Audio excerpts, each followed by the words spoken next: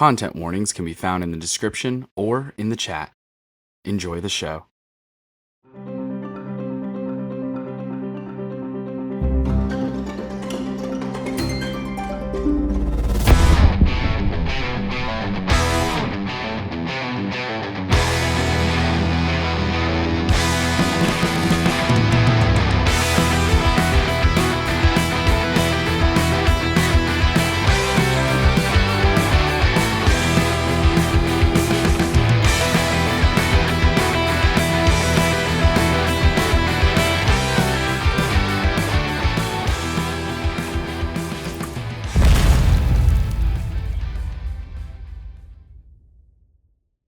Hey gang, and welcome back to It's a Small World.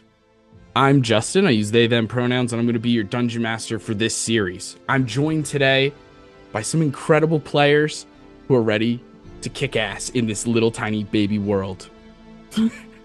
Let's go around and do introductions. Let's do them alphabetically. I know. Crazy. I know. This is why people tune in for the craziness. Chaos. Well, if we're going alphabetically, I guess it's me. Hey everyone, how y'all doing? My name is Blackwell, your everyman in the TTRPG D&D verse here on the interwebs. I'm just here to show you that, hey, I'm a regular dude, and you could be doing this too. You could tell an awesome story, play with some awesome people, and then go back to your 9 to 5, or if you like me, you have a kaiju to wake up to around 8:30 o'clock in the morning. I will be playing Brabrax, your World Tree Barbarian, and you can find me on most websites under the name Blackwell or Raising Dragon 95.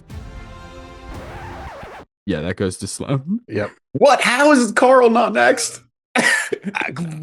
It's because it's Taylor. Sorry. Oh shit! I put my character name in there. And we're gonna keep this in, and it's gonna be great.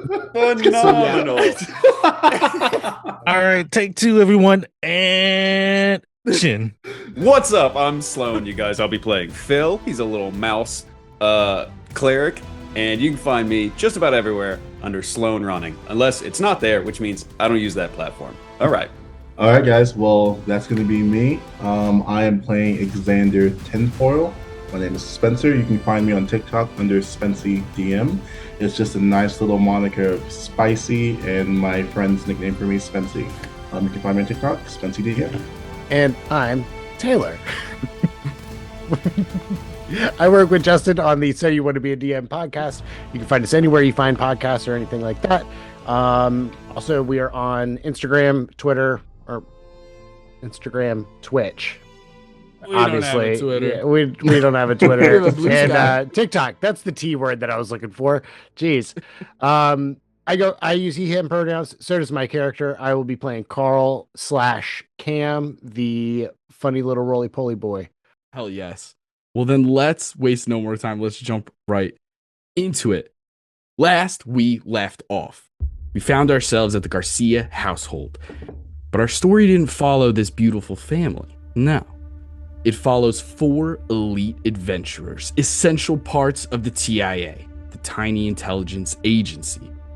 There's Brabrax, or BB, a bionicle barbarian given life by the mighty oak tree, and although he wrestles with feelings of inadequacy and questions his own worth of such a powerful gift, BB braves the battlefield with the most insane weapons this small world has ever seen. There's Phil, the cleric field mouse, who rushes into danger first and asks questions never. This radiant rodent remembers the reach of a strange shadow that showed the shelter outside to be shitty as winter persisted that year. What other prophecies can Phil glean?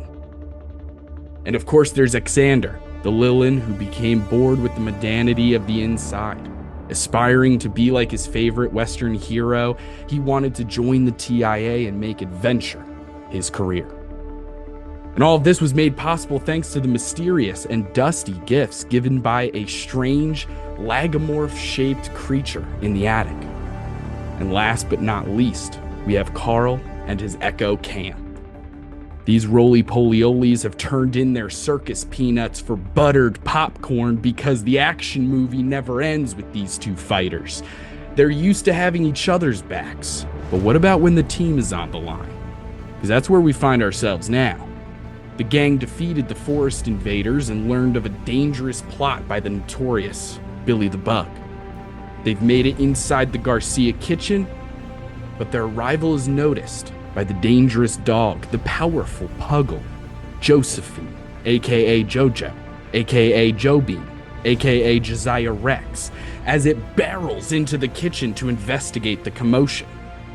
But our heroes stand united as a single force.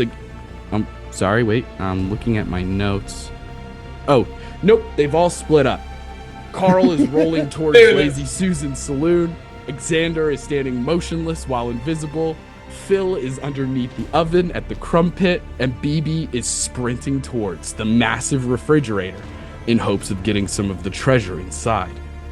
And so as we pick up here in the midst of potential doom, I'm actually going to ask everyone to roll for initiative.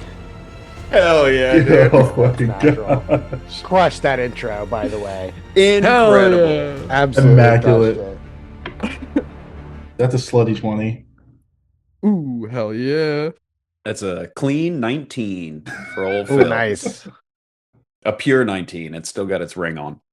Still got its ring on. Promise ring. I got a 10. I got a 16. 10 and a 16. Okay. Well, I'm sorry, 15, not 16. all good. Doesn't change the order. So that means that Xander, you are kicking us off as you are seeing this interesting point of view of both Carl and Phil are going to your left. Right? They're hugging the wall of the kitchen where the lower cabinets and the oven are. You see Phil slide underneath the oven itself into the crumb pit. And then you see Carl quickly approaching the corner of the cabinets where the Lazy Susan is, and therefore Lazy Susan's saloon. BB is like, you would have to dash in order to reach BB in this moment. But he is streaming right across open floor, the most dangerous area of the entire house. You see coming around the corner, tongue out, mouth agape, slobber, slicking the floor, this small puggle just running at full speed towards BB. What are you doing? How far would you say I am from the approaching puggle? Obviously, like if you're using, we're using, like, you guys are little teeny tiny, right? So like your Yeah. spells, when you say 30 feet, it's not like the entire length of the house. We're kind of shrinking it down to size to kind of match the proportions. But so in your little tiny people size, I would say Jojo, aka Joe Bean, is probably like 200 feet away. Okay. God, that's what we're gonna do. Because First it's like off, most of the kitchen. Yeah. I think Xander's gonna stick to the shadows while he's invisible, and he's going to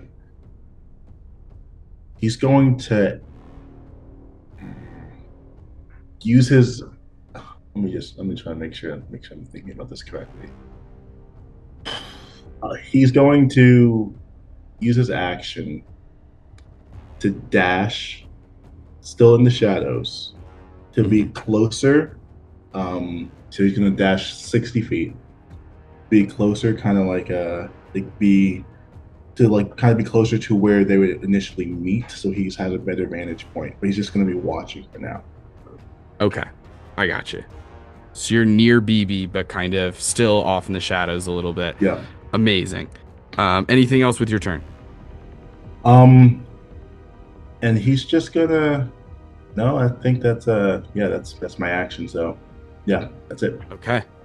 All right.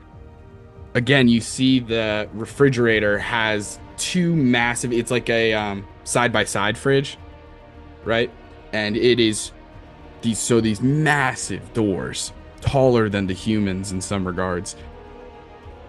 Luckily, One of them has some kind of dog toy rope tied around it that has a bell on it that could help with leverage to open it up.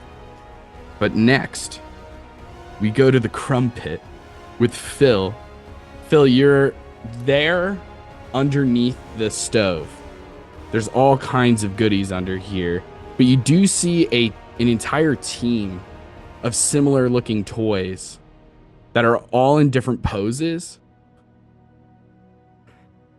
And they all look very similar. They all look like little blonde boys with white shirts with a big red M on it and like baseball hats turned sideways. As you see all these Mighty Maxes hanging around.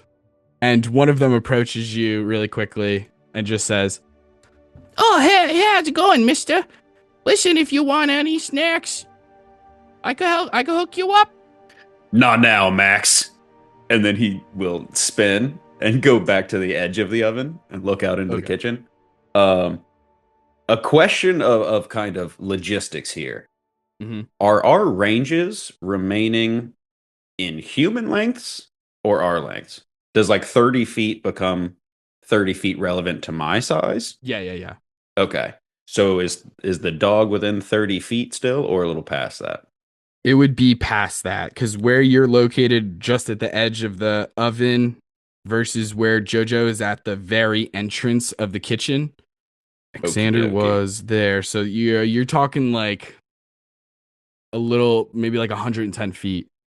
Oof. That's a reach. You said I was 200 feet away, so I dashed 60, so I'm at... Before you moved, yeah. Before... Ooh, Jesus. Okay. Okay. I imagine that you got closer, Xander. Yeah, I got closer, Yeah, but still a distance away, yeah. Okay. For sure, yeah.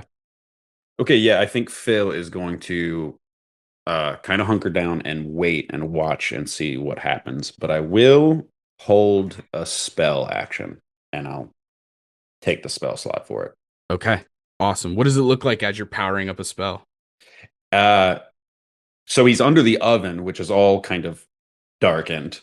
And as he looks out, he begins to move his hands, and the actual darkness, the shadows under the oven themselves start to coalesce and like kind of gather around him, actually bringing in a little more light to the corners as he kind of gathers the darkness. Oh, yeah. Amazing. As you do that, BB, that is your turn. Got the jump on Jojo. How far am I from the fridge? I have you pretty close. Just for the sake of all of this. We're making up a lot of it on the fly, right? We're kind of playing fast and loose with a lot of normal combat mechanics. So I have you like 30 feet away from the fridge. I think he's going to get up to the fridge. This is a question for the GM. Would I be theoretically be able to pull the dog toy to open the fridge, or would that be like a Herculean feat that was just like no? I think if the toy wasn't there, because you can get leverage with it, because you wouldn't be pulling a small handle perfectly towards you, because you can kind of angle it, and it kind of helps with just a couple of leverage things. I think it would actually make it easier, perhaps. And so I think it's very possible. You would be making an athletics check. It would be still a difficult feat. I have a number in mind. We're gonna try it. I think BB's gonna like shamble over like I forgot your little form. because he's in his little form, and he's going to grab hold of the chew toy and start pulling it so that he can open the fridge. Amazing. Go ahead and make an athletics check. Written down the DC. Athletics. That is a 19.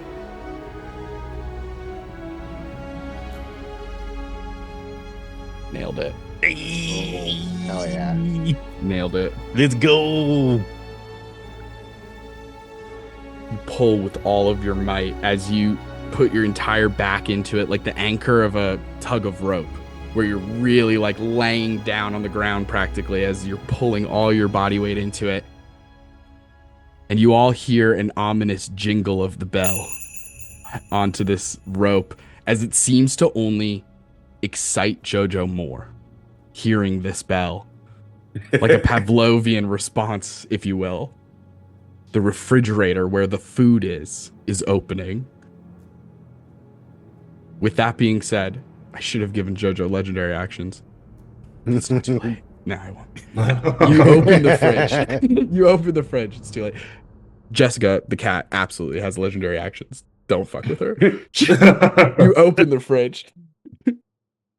As you do, I want you to make a perception check really quickly for free. Perception. Okay. That is a 16. 16. 16.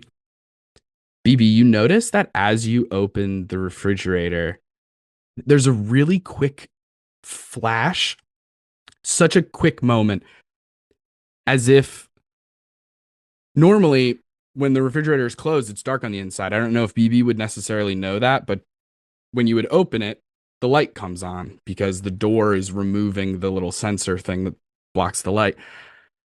But with the 16, the light was already on when the door was closed. You didn't notice that much of a change as the door opened. So the door is open now. Mm-hmm. Anything else? I think that sets BB's like sensors off. And I still got at least like 10 feet of movement because I have 40 feet of movement. He's going to begin to climb into the fridge with whatever movement I got left. Yeah. For those of you who are outside, all of you actually would see this. You see the refrigerator door open and everything, and you see BB hop into one of the lower shelves and begin climbing this strange Everest, because it is very cold in here. There's like the mist kind of comes out of the bottom of the fridge and everything. It is cold in here, and you've begun entering the fridge. You can see that the shelves are clear, so you can kind of see through them, but that also means that the things that are on the shelf above you can block the view potentially, so that it's like really strange to look up. It's like very trippy almost because of the kind of clear plastic. But you know that there's something up because of that weird difference in the light, or lack thereof, maybe. After that, it goes to Carl. So, I've been in the house for a while. Would I know what Jojo's reaction to the fridge being open is? Like, are they gonna like dive into the fridge after my friend, or is that door likely going to just close after it's been open for a minute? Go ahead and make a history check. Sure. See if you can recall this piece of information. How does the dog react to the fridge is the coolest history check I've ever heard called for in a game of D&D. You said history, that's a 12. 12. A fighter. I think you know that. Intelligence. Weird. Yeah. I think that you know that Josie is very rambunctious and kind of dumb. And so there probably isn't a second thought. This is truly a dog catching a car and like not knowing what to do now that it's got it, right? You don't think that Josie has a secondary plan or like anything past like the bell rang and that means the fridge is open. I got to go over there as fast as possible. Saw BB moving around and that kind of like guilty by association almost. But it's hard to say exactly what Jojo will do.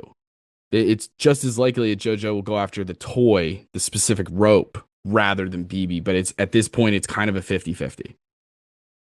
Okay. All right. So, because I planned on heading into the Lazy Susan for some info. So I'm going to ready a dash action. I'm going to like kind of chill kind of at the corner where I'm at.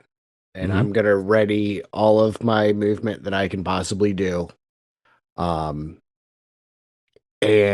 wait to see if Braybax is going to be okay. If he's in trouble, I'm going to fly right back. But If he's gonna be fine, I'm gonna go into the Lazy Susan and get some info. Okay, awesome. Well, after your turn, it is Jojo's turn. Jojo, like I said, is either going to go after the toy or is going to go after BB himself. I'm going to roll a dice. I'm going to say odds we go after BB. Rolling a d20. That's an 18.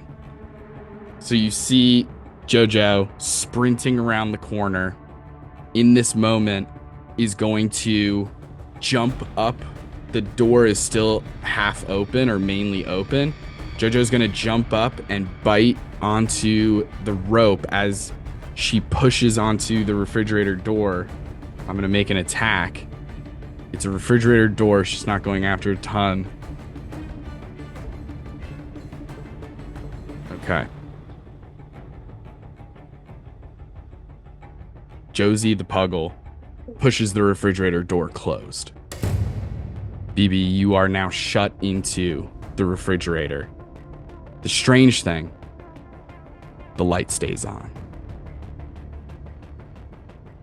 But now you're noticing that the source of light isn't coming from straight above you in what would be like the ceiling of the refrigerator.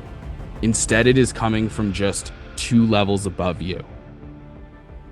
Kind of like the middle of the fridge. And that source of light is moving a little bit. But we'll get back to that when it's your turn. And so as Josie is now fighting with the rope and you hear the bell chiming in the background, we go back to the top of combat. Xander, that is your turn. Now, for all intents and purposes, we're not really that much in combat unless somebody really announces themselves to give Josie a target. Because BB, for the sake of Josie at least, is safe. But obviously, your characters don't know that there might be something inside the fridge that BB has to deal with. But Xander, what would you like to do in this moment?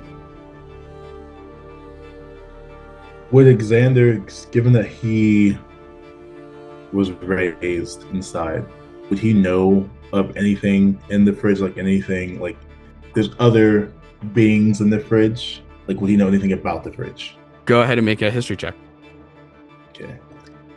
It's based on this check, I'll decide what I do. 15. 15. You know that there are treasures inside the refrigerator. Okay. There are unrenewable resources, if you will. There's a couple special items in there that will run out over time. And so they're quite valuable. They're also rumored to have different qualities and effects. But you also know that these so-called condiments of conquest, if taken to an obsessive amount, if you take too much, it could drive you mad. But this is because of a 15. It's kind of a little bit of a rumor. It's not concrete fact that you're remembering in this moment. At least not the part about it driving you mad. Yeah. You're not sure. There's different stories. Some people say that it drives you literally like insane. Some people say that it just will make you sick and ill. Other people say that it like mutates your body, like all kinds of strange rumors, and it's hard to pin down what is the truth. Okay.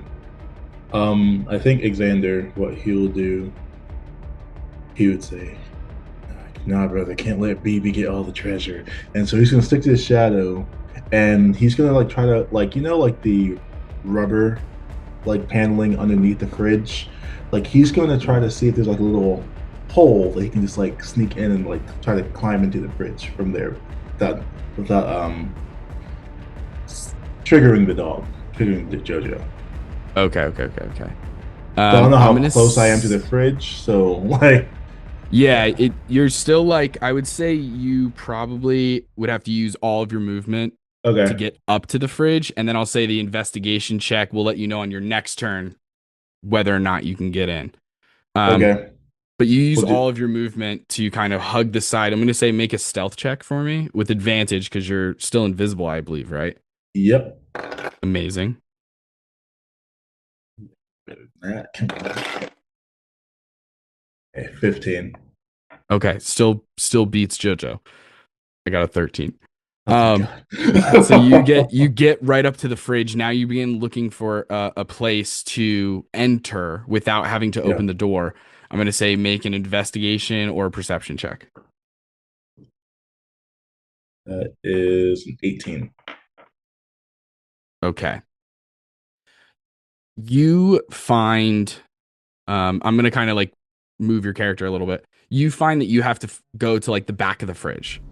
So Okay. you actually have to like go under the fridge. You're finding like the tightest. It's almost like freaking 127 hours in here. You're so squeezed in that at any moment it's gonna be bad news bears. Whereas you're like squeezing in between the fridge and the like last cabinet, that Yeah. tight space where crumbs go to die.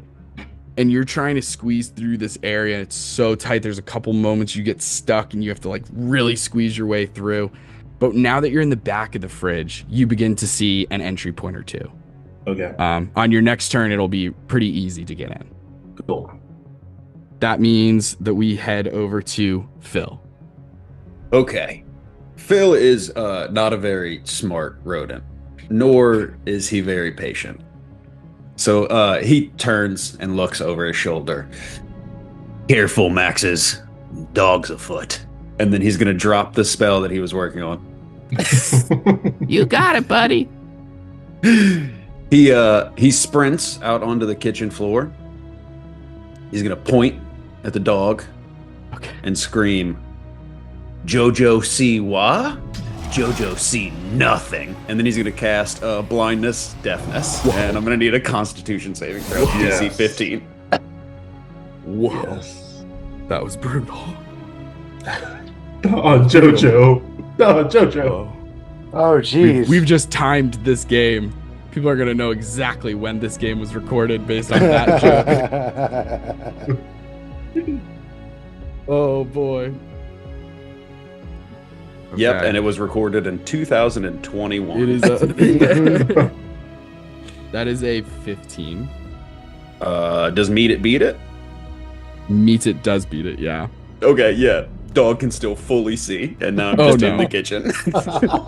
Okay, as this crazy shadow darts from underneath the oven and wraps around Josie's face, creating this like shadow blindfold, Jojo just does one of these, and it just dissipates. Oh shit! I just imagine Phil like, and that's my turn. Amazing. Wait, no, it's Okay. not. No, it's not. Oh, please. Phil sees that moment happen. Yes. And he looks down at his feet, at his small shadow, and it begins to grow for a moment and then retract. And when he looks up, he hasn't cast the spell yet, and then he casts it. I'm going to use Portent and make you re-roll that saving throw.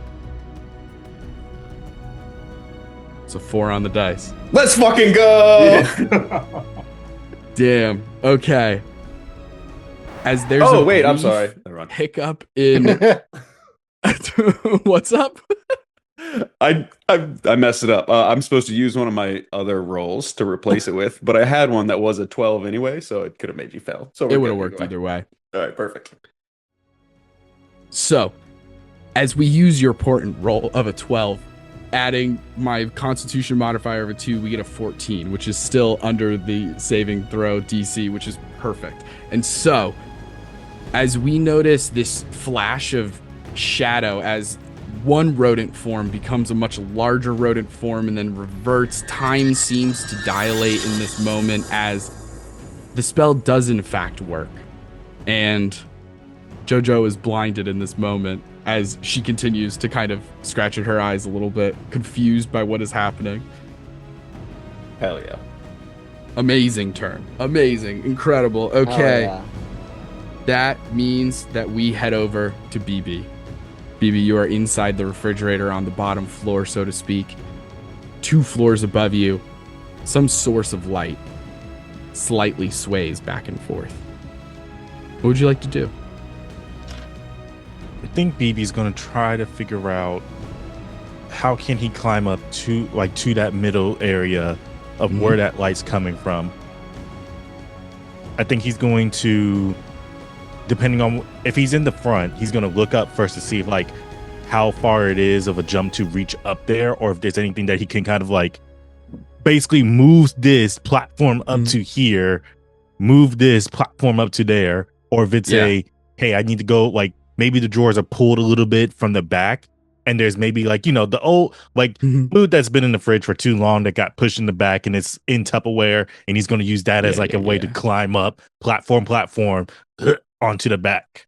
For sure. Yeah, there's a couple different ways you could go. You could do it that way, where you go to the back of the fridge and try and like climb up that way, stacking up different items that have been forgotten over the months, and go through the little crack that's in between the floors and the wall. Or you could go in the front and use the shelves of the door. Like inside the door, there's shelves. So there's a bunch of bottles and different things in there, and shelving units that have barriers and guardrails kind of to keep the bottles in. And so there's a lot of real estate to grab onto. It would truly be like a bouldering situation to get up that way.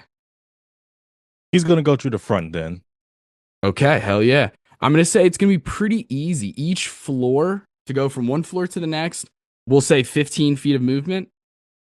And it's simply a 12 athletics check. That is a 19, 11 plus 8. Incredible.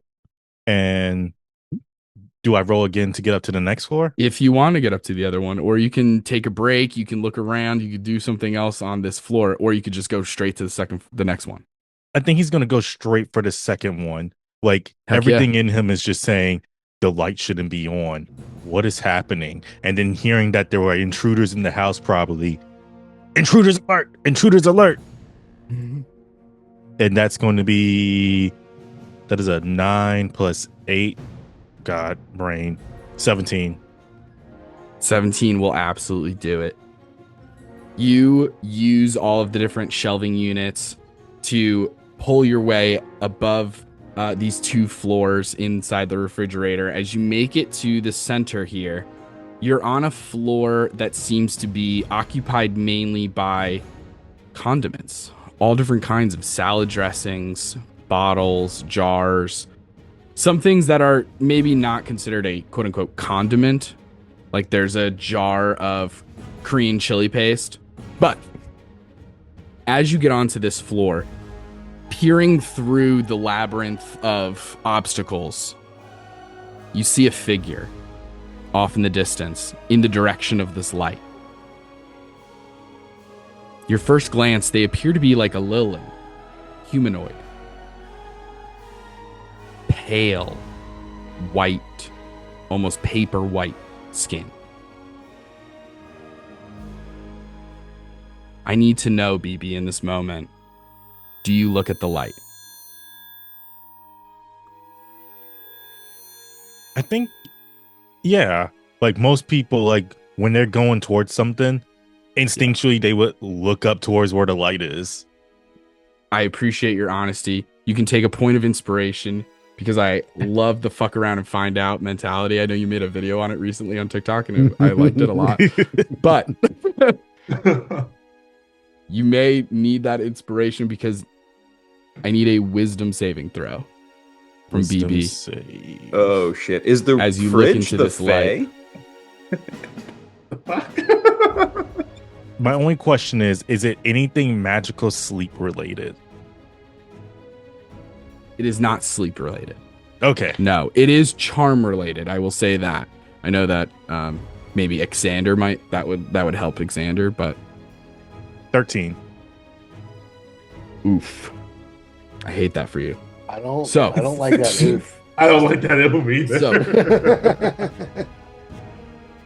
BB, you become charmed by this light, fascinated by it, drawn to it, much in the way a small fish would be drawn to an anglerfish, maybe. You've already used you've used 30 feet of movement to get up here. I know you have 10 feet left. You move 10 feet closer to the light, as if drawn to it like a magnet. You actually must use your action to continue walking forward, dashing until you are now face to face with a Lilin who seems to have mutated to having these razor sharp teeth that clank against each other, crisscrossing, and out of its head grows a tendril with a glowing light on the end that you are transfixed by. But now that it is the end of your turn, you may remake that saving throw. Amazing. That's a natural Justin. 20. Let's go. Let's go. Oh my God. Let's Oh, go. okay. I feel like BB That's is huge. entranced by this thing. And there's a moment where it's just like, oh, pretty light. And then a bionicle piece that is just, they're all over the place. Lego pieces wind up all over the place. Gets magnetically drawn to him, smacks him across the face. And he's just like, wait, what? Oh, shit. Oh yeah.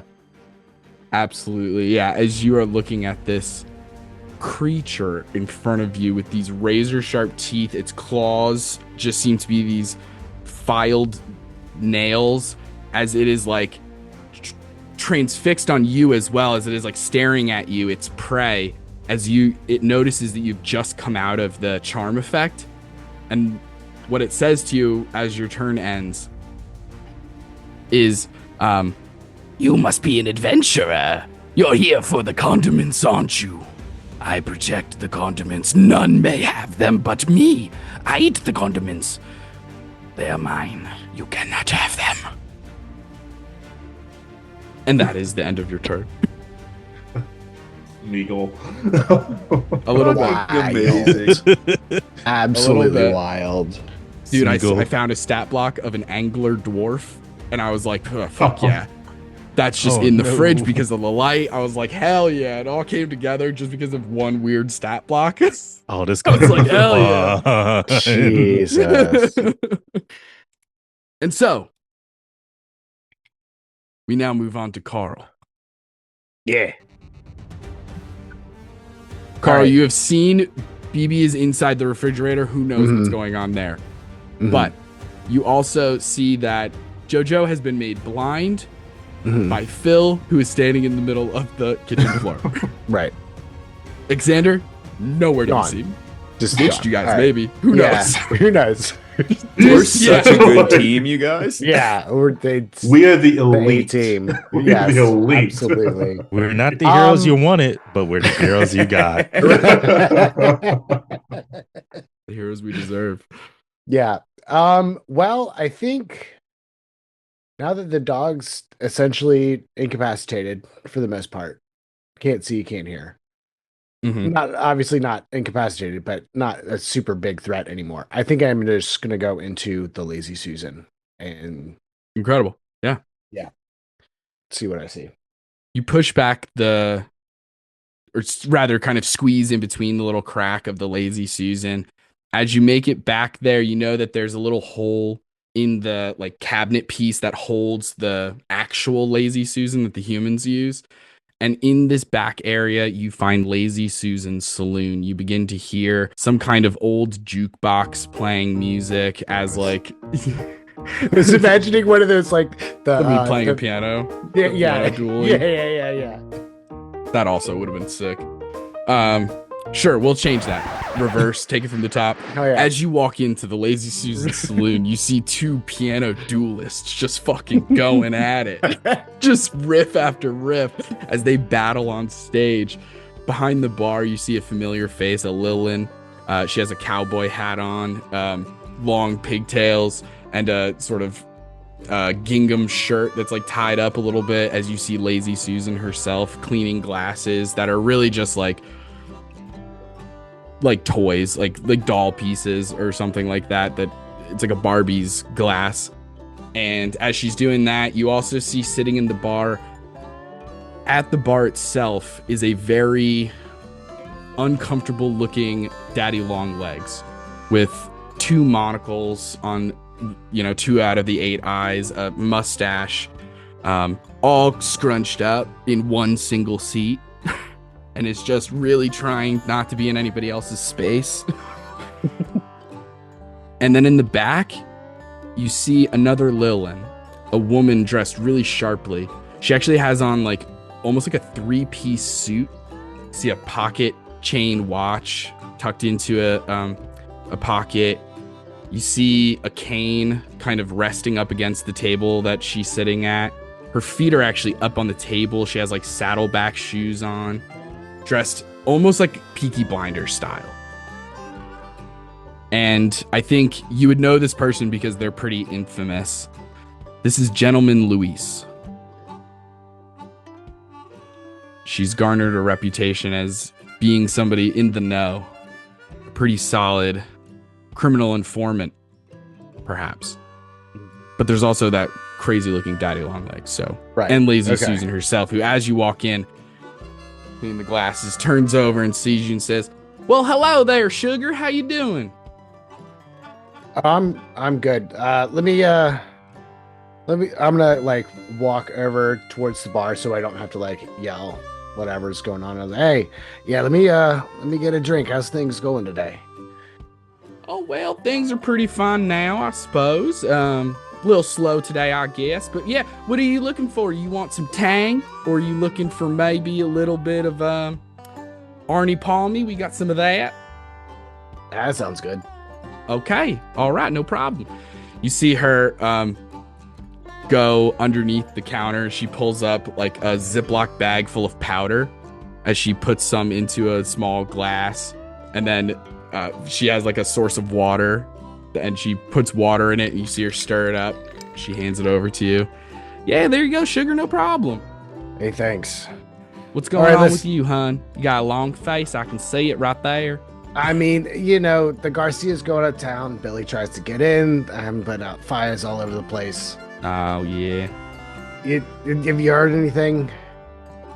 Well, I haven't heard a ton. I got to be honest. I mean, Gentleman Luis was mentioning something about Billy the Bug now that you say that.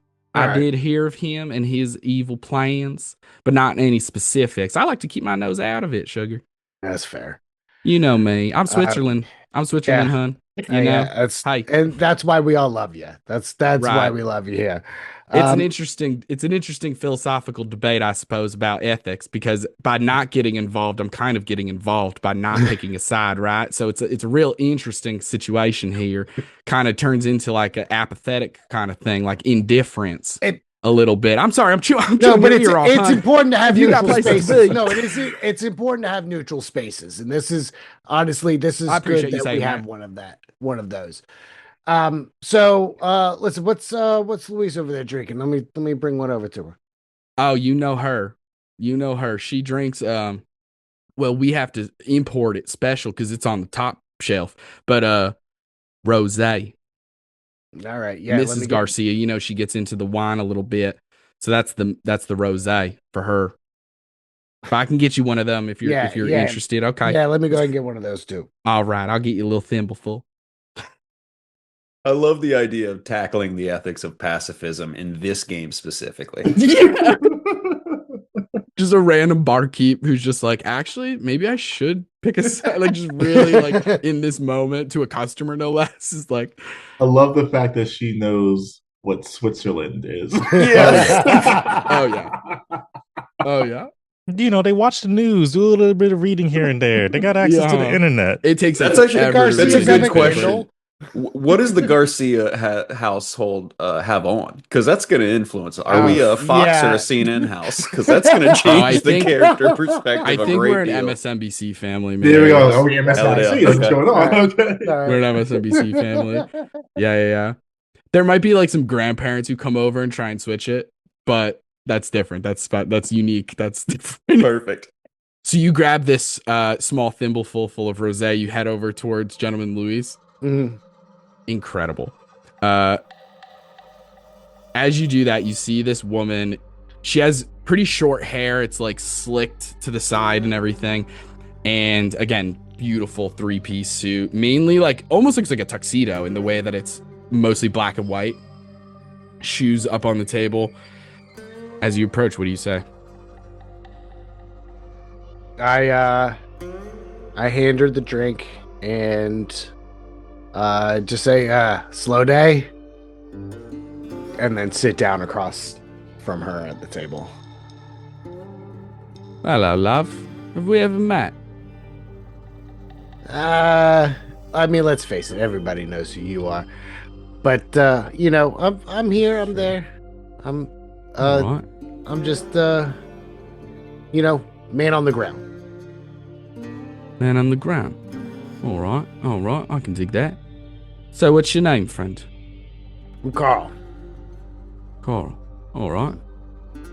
Well, love, what exactly do you want from me? Because obviously this is not strictly pleasure, as she reaches across and grabs the thimble and pulls it towards her. Well, I mean, as you know, the Garcias are out.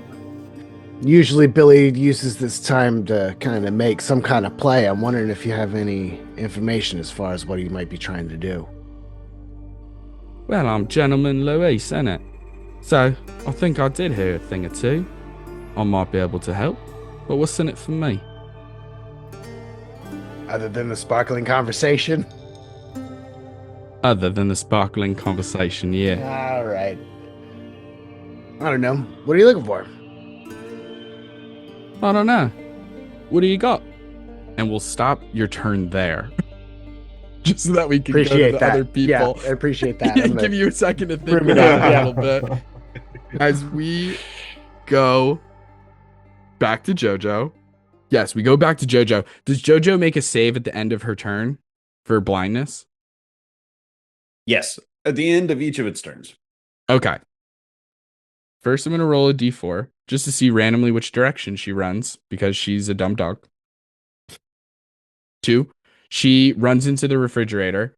I need BB, and the angler is going to do this. I need you to make a strength saving throw to not get knocked prone because the refrigerator shakes in this moment.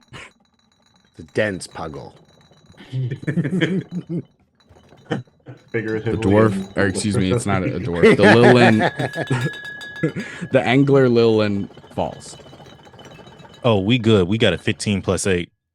Incredible. You're oh, fine. yeah. Steady, wide stance, can't be knocked over. What's this And- tank? My God. That plus 8, like I got a 20 in my strength and a plus 8 in my saving throw. This is disgusting. Incredible. And Jojo is still very much blinded at the end of her turn. Now it goes to Hell the yeah. angler inside the refrigerator. Once you save from the light, you are immune for 24 hours. Unfortunately for me. But we can still make some attacks. So we're going to make 2 attacks on BB. First, we'll stand up. We'll use half of our movement to stand up. Then we'll make 2 attacks on BB. Okay. Wow, that can't be more insane.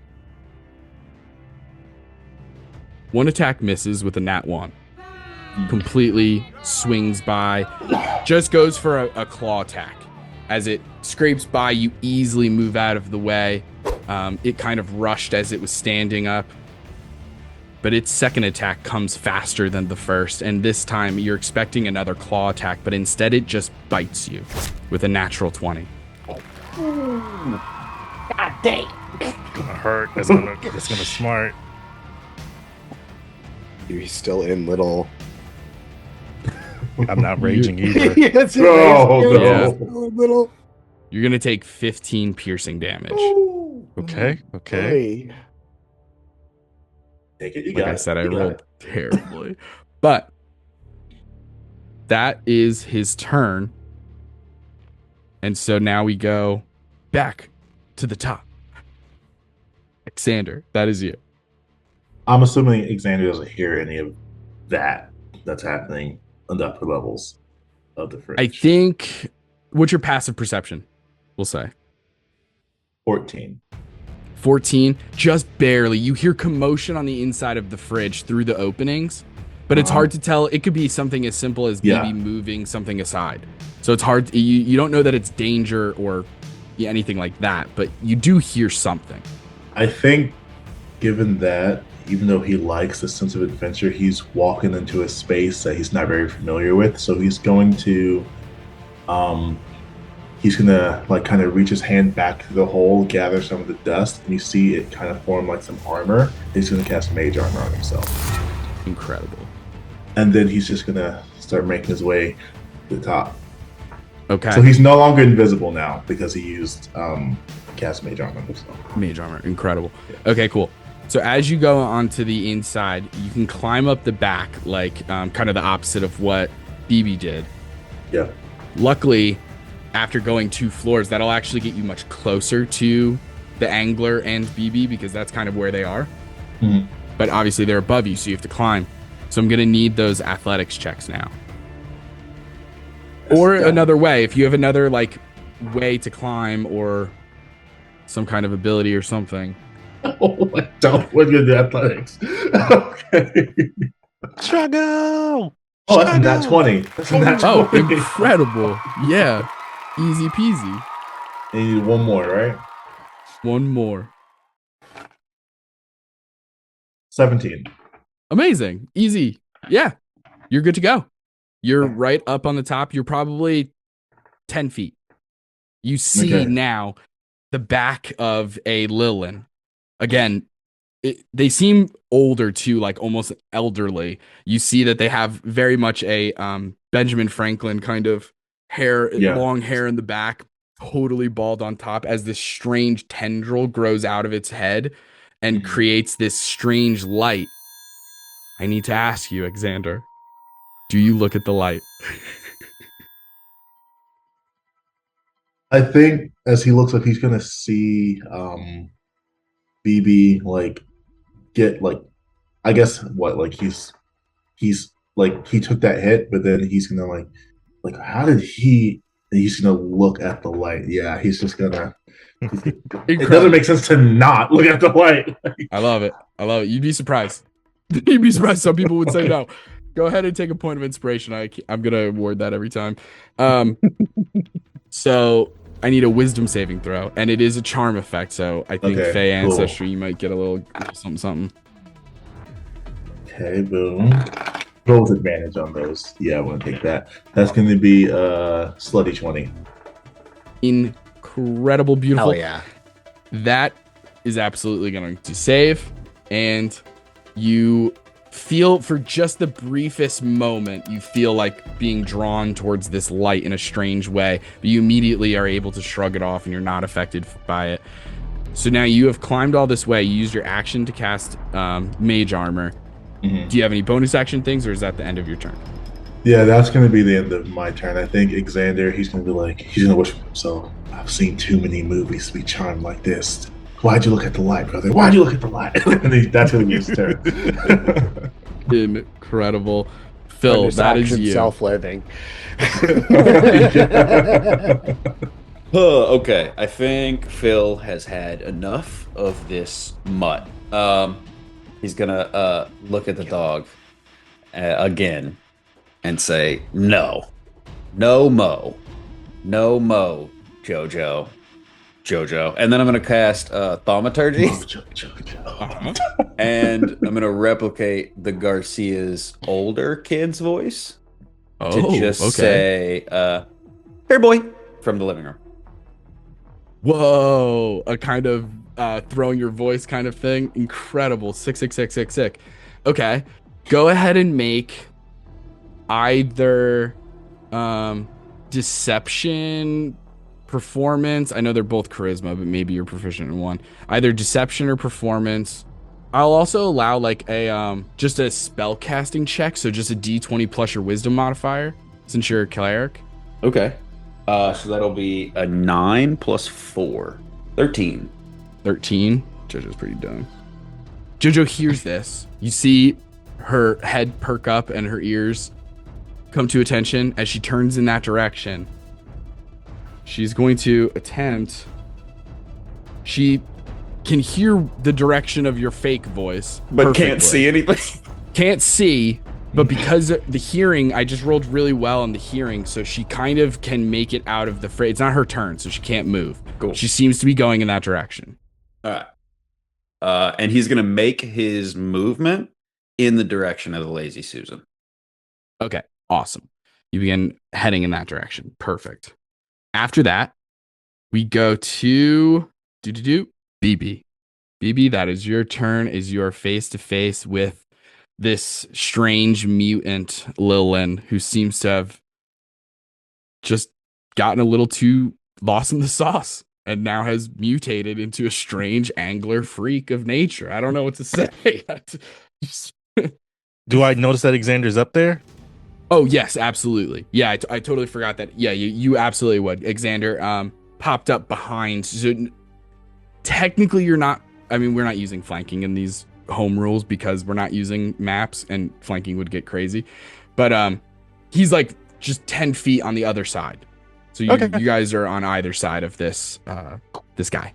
Cool. That's all I need to know. Knowing that he's 10 feet away also is what I need to know. So he's going to turn around and see Xander, and he's just going to say, "Become combatant. Get armed, soldier." And next thing you know, you see as BB starts to rage, other Lego pieces start just flying out of like the various parts of this refrigerator, behind Tupperware, behind cans, behind jars, from up the floor. Like they're just swarming towards him.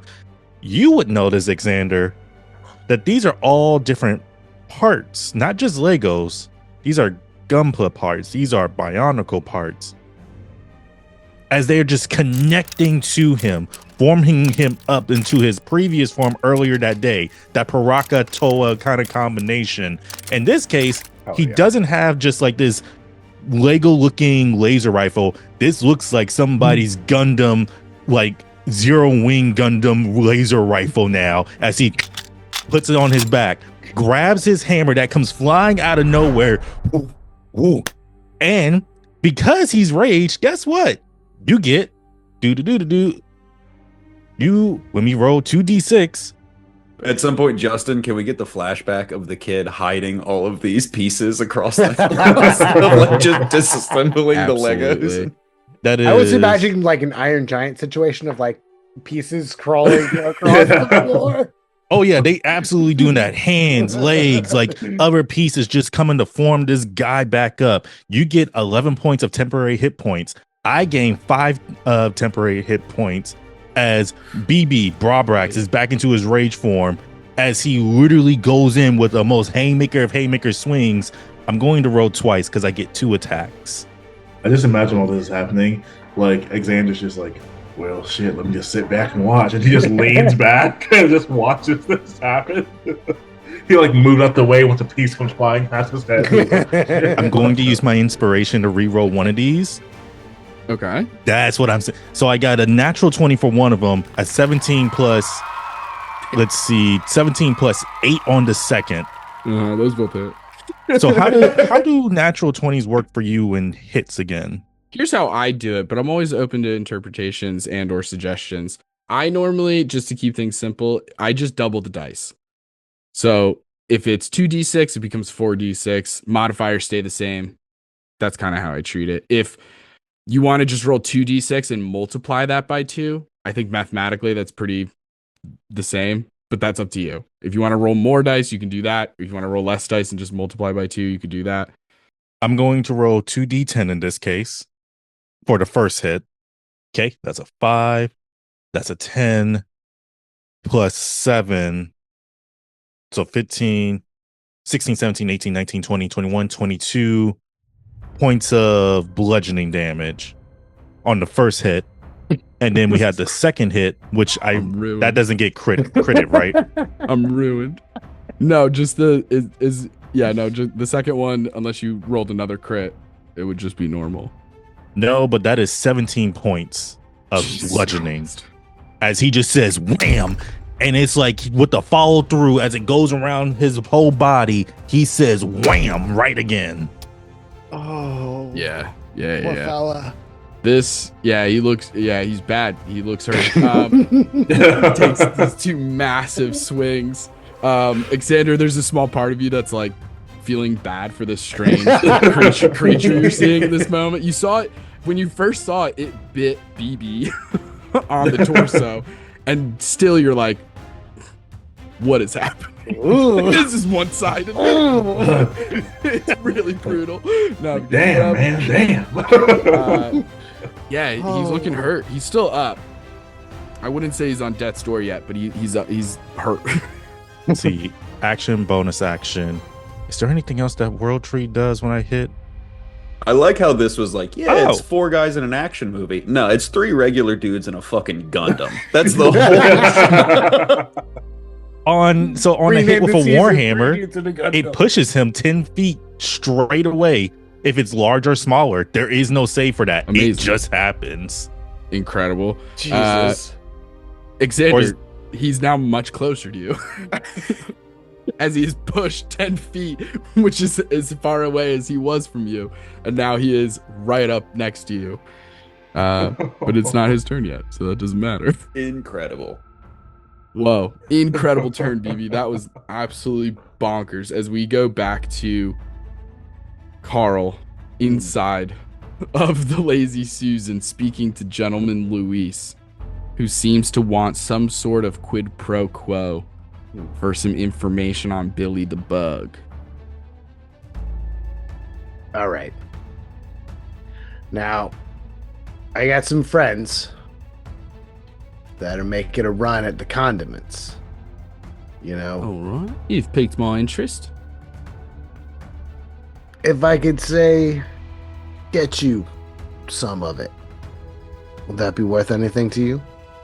Yeah, now we're talking. As I switch to a different accent entirely.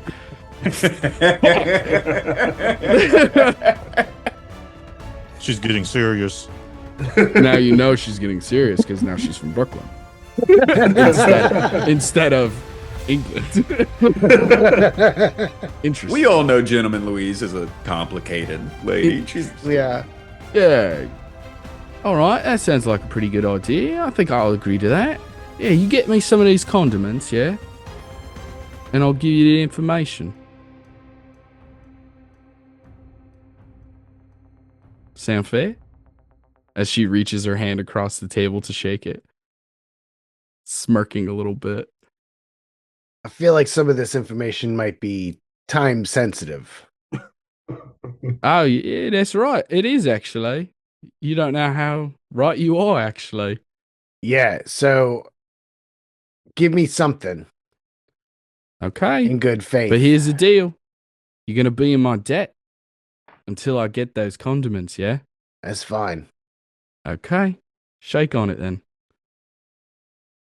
As you shake her hand, you see a small flash of magic appear, and you just feel a little warmth in your hand as you withdraw. She sits back now, puts her elbows on the table, rests her head on her hands, and she says, "So here's the deal, right? Billy the Bug. I hear he's been doing a little bit of, well, it's not cannibalism because he's not eating them, but he's killing his own kind, yeah? Bugs. But only a certain kind of bug, yeah? Stink bugs. Seems to be collecting a whole bunch of stink bug carcasses. Word is, he's trying to make a bomb. A stink bomb. A stink bomb big enough to smoke out their whole house. So yeah, I think time is of the essence, because apparently that bomb might go off just maybe in a couple days. Maybe today, maybe tomorrow. I don't know exactly. So he hasn't made his move yet. He's made some moves. He's made the bomb, mate. Yeah, making a bomb, blowing up the bomb, two way different things. Oh, love, it's set on a timer. Do you know where it is? I hear it might be in the room of living. All right. All right. Best of luck. I'm sure it's not out in the open. You're not Yeah. just going to see a bunch of dead stink bugs taped together, yeah? Probably be somewhere secret, somewhere maybe even locked up. I don't know. All right. Okay. I'll be back with the condiments. I certainly hope so. For your sake. Leans back. All right. Puts all her right. feet We back get on it. the You're macho and whatever, but all right. I'll be That's back. right, love. I am macho. Hey, Susan, can I get like a to-go cup or something? Yeah, love, no problem. Yeah, of course you can. Hold on. Cuts a small piece of plastic film wrap, like saran wrap. Mhm. Comes over to you, stretches it over the top of your cup. Perfect. takes a miniature stick of this for the pasta heads, they'll get this one. Bucatini, which is hollow spaghetti. Stabs it through the plastic wrap like a boba, hands it to you. Perfect. Thanks, love. All right, I'll be back. And I walk out, and I'm gonna finish my Arnold Palmer before I get to. I'm into the fridge. Okay, incredible. Taylor, did you do that just because you wanted Justin to have to do the accent again? Talk No. to Susan. Oh man. Geez, after No, I that, did it because I didn't have I don't have a container in my inventory. I needed something to be able to put stuff in. Genius. That's actually really smart. Josie takes off towards the living room, or the room of living. Takes off in that direction, runs into the coffee table, takes 3 points of damage. Hell yeah. Is Josie still blind and deaf? Yeah. I'm about Oh, to yes. find out. End of her turn. Well, just blind. Just Yep. blind, yeah. Still blind. Blind. Goes to the Poor dumb dog. angler's turn. The angler inside of the refrigerator looks around, now facing Xander, looking back at BB. Immediately chooses to fight Xander instead of BB. So sorry, Checks out. Xander. No offense, and that's no offense. It's just All offense taken. I'd rather fist fight the warlock than the barbarian. He's ducking if I the had fade. to. That's what he's doing. He's ducking the fade. And so we're gonna make 2 attacks on Xander. Oh boy. A 9 and a dirty 20. Filthy, disgusting 20 on the second one. Second one hits. Yeah, second one hits. Yeah. Okay. 11 points of piercing damage. There goes the temporary hit points. But as Hey, that at least you had as that happens, Xander, I feel like he kind of like just punches him. Xander just like, and you see his eyes glow, and you see dust start to form in the flames. He's like, "You should have done that, brother." And he casts Hellish Rebuke. Hell yeah. That's a And dex you can save. make deck save. It's about to get you hot in this refrigerator. Ooh. That is... Oh, he doesn't add anything. That's a 10. Does it, and he's gonna take all of this. I'm just gonna have D&D Beyond roll for this. It's never good when somebody's like, I actually am just going to use digital dice because it's too much dice. He takes 21 points of fire damage. How many d6s did you have to roll? God damn. Oh, it was 4d10. Holy shit. Okay. Oh my God. They're just sitting there Xander, bullying the describe dude to at us this how point. this kills the angler. Yeah, so you see like On a as reaction, no less. yeah, It's like not Xander. even your turn. like, Fuck. the entire time Xander was like leaning back, and he's still right by the entrance. So you see like there's a bunch of dust there, and as the Lilin lands at his feet and he hits him, Xander he just spits out some blood, and his eyes glow, and you see swirls of dust come around, just like swirl around him, and as he's talking, he heats it up, and it just like goes inside of the Lilin, and it just like bursts him out and cooks him from the inside. Fuck yeah. And as this angler Lilin blows up, self-combusts from the inside out, it goes dark. And you are now in pitch black inside of this refrigerator. I think with that, we will head to break. Oh, come on. As we are officially out of combat And from here on out, we can explore things at our own pace and figure out exactly what's going on with these condiments. Maybe check out the crumb pit. Maybe take a long rest, or maybe we go straight into things. Who knows? Whatever you guys want to do after sharing all the information. But we'll handle all that when we get back from these commercials from real sponsors. 100% real sponsors. Always real. Most of the time. See you soon, gang. Hello, I'm Justin Galliani. And for the low, low price of $0.00, you can take part in an incredible offer being given by So You Want to Be a DM. This podcast has a compilation of incredible episodes that offer insight into all of D&D's many topics, including other TTRPGs. You can find such amazing hits, such as It's Combat, Combat 101, Druid 101, Monsters 101,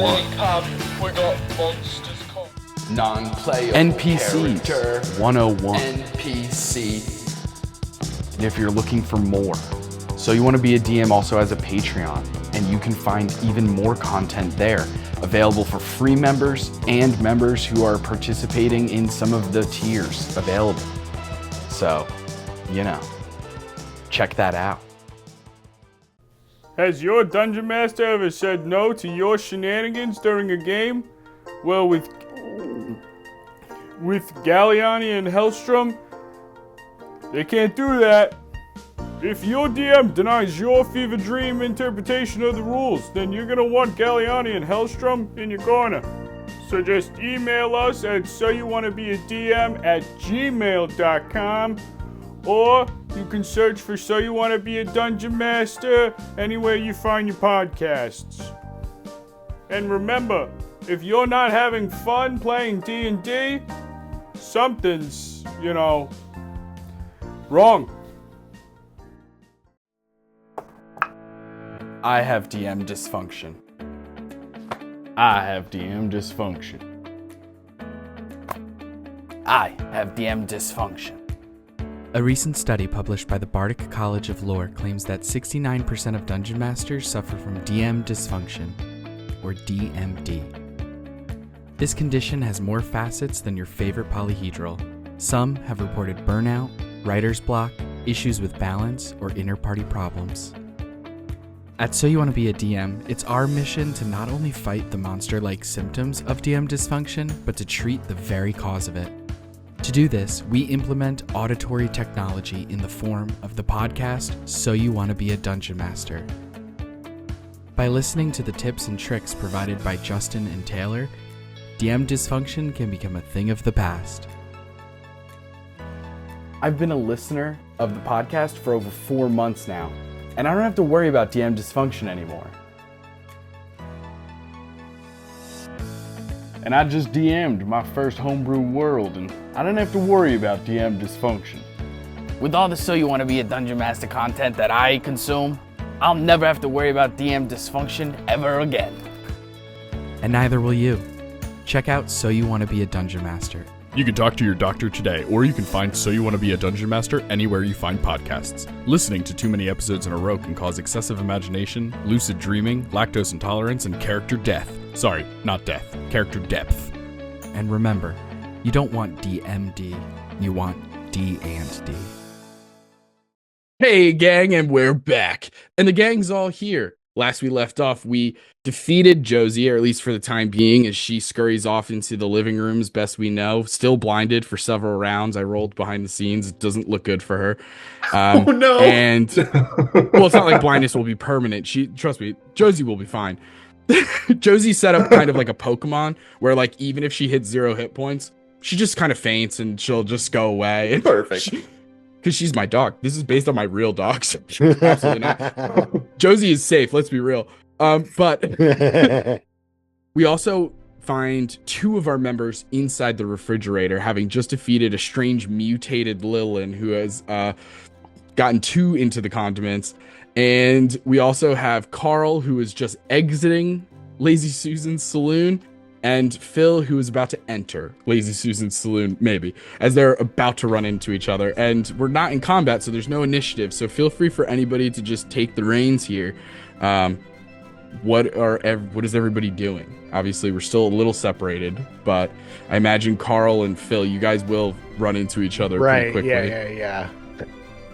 I think in this moment of time, Brabrax is still raging, and that's a good question. Can Xander see Brabrax because it's pitch black?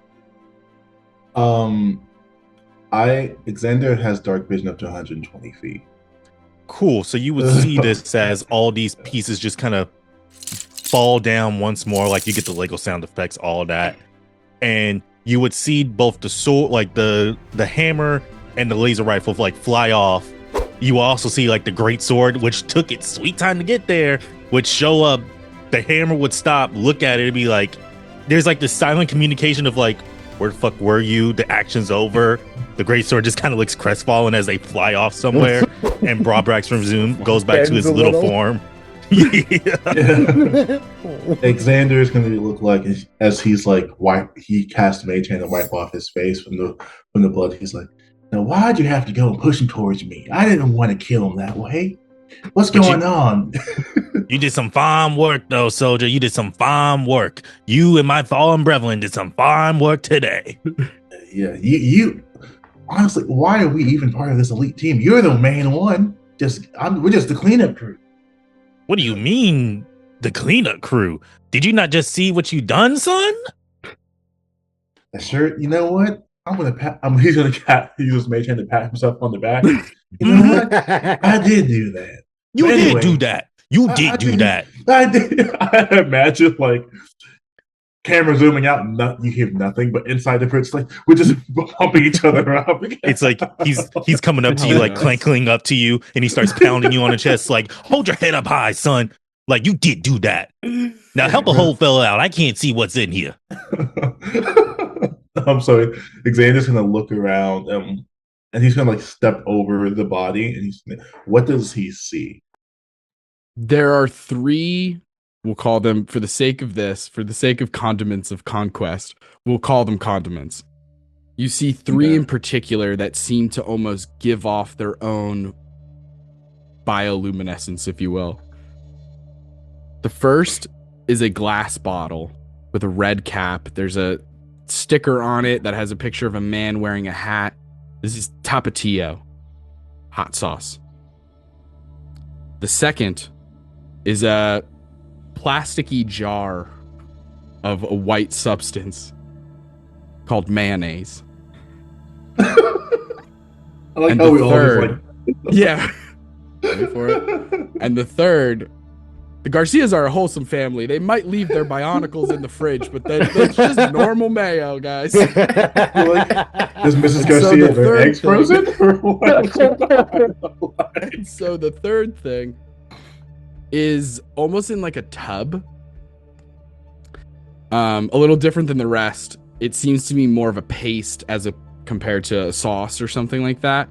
And you see that it has some strange lettering on it that you can't read.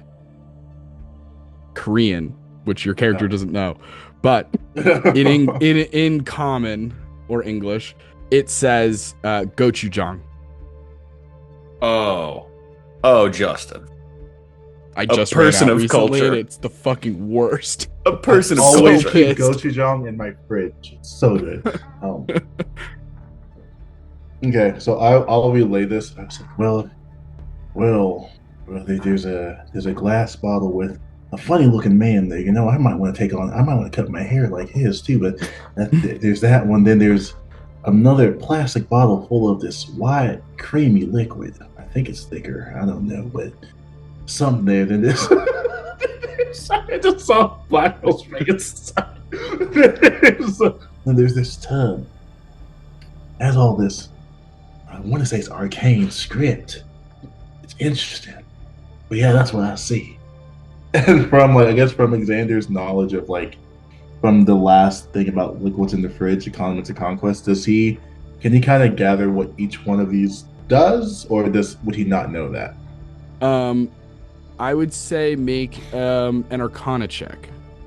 Arcana, okay. 16. 16. You would know that these are all consumables. Yeah. You ingest them, and then you take on an effect for a limited amount of time. It might be a little bit different for each one. And you would know, taking a closer look at them, actually, like, you would have to open them and not necessarily try them, but get a closer look. It's not enough to just look at the bottle. You have to look at the actual substance yourself. So how are you... Such a true metaphor. BB, it for sounds life. like you don't have dark vision. You're in the blind here a little bit. Okay. Yeah. So yeah, the question is, how are you guys getting into these bottles? Seeing that BB can't see, he's gonna like kind of take BB's hand and put it on his shoulder, and it's just follow me, brother. And he's gonna like kind of walk slowly, but like, and he's gonna stand and he's gonna just ask BB, forward, right, or left, and that's gonna be how he chooses which of his condiments. I am going to roll a d4. The forward just as a re-roll, basically. Forward, right, or left. Justin, you can choose what direction is each condiment. Okay. I rolled a 3. Gochujang. Okay. Can Xander like lift the lid? Is it like, can he lift it? Is he? Yeah. Okay. Yeah. He's There's gonna- nothing there. You're not under like a time restraint, so it's easy enough to get. And that would be true for all of these. It's just a matter of like, for the tapatio and the mayonnaise, it's a little difficult because it's like taller than you are to get the lid. So you'd have to like push it over, and it's, pretty heavy. Some of these. Yeah. But with BB there, you guys would probably be fine. But as you're checking out this tub of gochujang, you're finding this like dark red paste kind of, and it's incredibly aromatic, very an interesting combination of like a little bit of like fermentation, but also like a really nice amount of spice and umami flavor kind of. And then what you're able to get with that Arcana check from before, this, if ingested, will have the effects of either the enlarge or the reduce spell. Okay. I see brains working already. Xander's he's gonna reach into his bag, and you see like an empty water skin, and he's just gonna yeet that baby in there. Hell yeah. And the way I'm going to say this in terms of limits, just to, again, strictly for balancing purposes, because in theory, you could just harvest as much as you guys could carry, but then we're talking about an insane amount of consumables. But I'm going to say you guys could get a total of 6 vials. You can pick and choose how you want to do it. If you want to do 2 of each, if you want to do all 6 of gochujang, your guys' call. And then Xander's gonna turn to BB's like, well, we went to that weird marking one, and from what I gather, that one is enlarge or reduce. Good shit. Good shit. Do you want to try the other 2? Because I don't think that would work. I mean, it could work for you, but we should probably check to see what the other ones do too. That sounds good to me, son. You lead the way.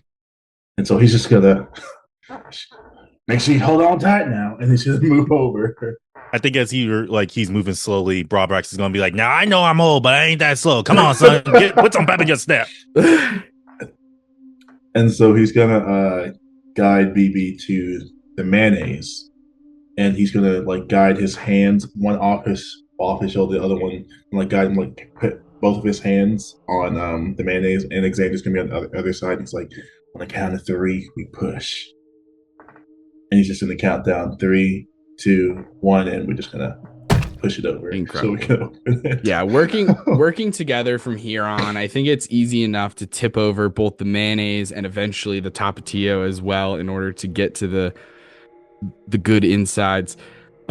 And what you're able to ascertain over the next couple of minutes is The mayonnaise is the equivalent of a scroll of the spell grease. So when you eat a little bit of it, like a vial's worth, you essentially, as part of that same action, as if you were reading a scroll, you can cast the grease spell. Okay. And then we have the Tapatio. As you may or may not imagine, it is a potion of fire breath. God damn, I should have kept that one. And he's gonna. I'm assuming we push it over. Close to fine.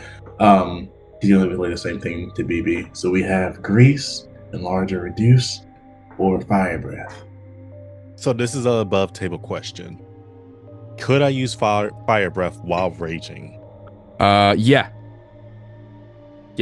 I think the grease one might be the only one you can't do while raging. That makes sense. I think because it's like casting a spell. Whereas Potion of Fire Breath, I know that there's a spell called Dragon's Breath, but this is different than that. So it's not a spell in that sense. And then the Enlarge Reduce is something that happens to you. You suffer the effects of that spell. You're not really casting it. So I think, only the grease one would give you grief when it comes to raging. You could use it before a rage, obviously, but... And we could take 6 each, like with both of us here. As a group, like at your whole group, I'm saying 6 total. 6 total.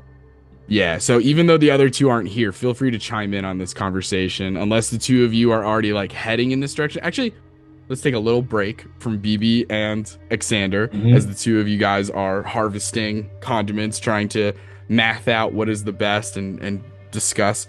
We head back over to the corner of the kitchen right outside Lazy Susan's saloon. Take it away, gentlemen. Phil is running to the door as Carl exits. Yeah. Phil's running this way. Carl is lazily exiting that way. Carl! Oh, hey, Phil. Hey, I'm gonna look around and see the dog in the other room. I took care of the dog. Yeah, good work. Cool. Like that. Hell yeah. Listen, I got some info. There's a bomb. Billy made a bomb. What kind of bomb? Stink bomb. Oh my God. Kind of bomb. They have a dirty bomb? Yeah. Exactly. It's somewhere in the room of living. But I gotta.